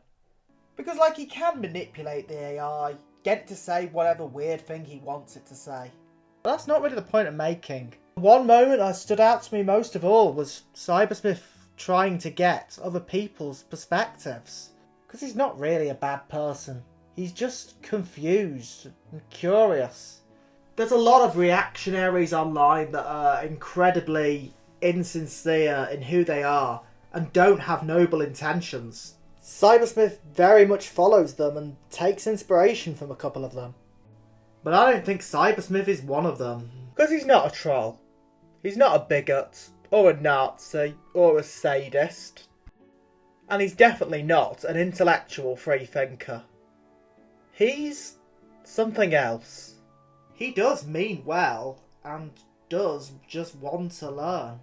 So sorry to interrupt we are not you. challenged intellectually because we, unless we actively do what I do, which is seek out people with opposing political views, we don't speak to people who don't agree with us. Okay. Because of the Illuminati. And that's why he posts so much, including these strange, persistent arguments, or in some cases, they are apparently thought experiments. Experiments that we may have a hypothesis for, but not a conclusion. But if I have to give a conclusion, I will say this. I think if there's one thing we've learned from Cybersmith over everything else, is that human pets are a real thing. I'm serious. Because to me, a pet is a creature that we really love, but is not like us. A creature that may misbehave, that we give attention, and that they give attention to us, that they amuse us, make us smile, give them names, watch and raise. They may start barking like mad, or doing something completely gross in front of us, but at the end of the day, we know they're harmless. That's just the way they are. They're not like us, and they never will be, but that doesn't stop us from loving our pets. Cybersmith was, is, and always will be the entire internet's human pet. Is that right? Doesn't matter, it feels true. Do you have a pet? Yes, I have a dog. I have a pet. He is a dog. And he says woof, woof, woof, woof, woof. Woof, woof. I have a cat. I have a pet. She is a cat. And she says meow, meow, meow, meow, meow. Meow, meow. I have a mouse. I have a pet. He is a mouse. And he says squeak, squeak, squeak, squeak, squeak.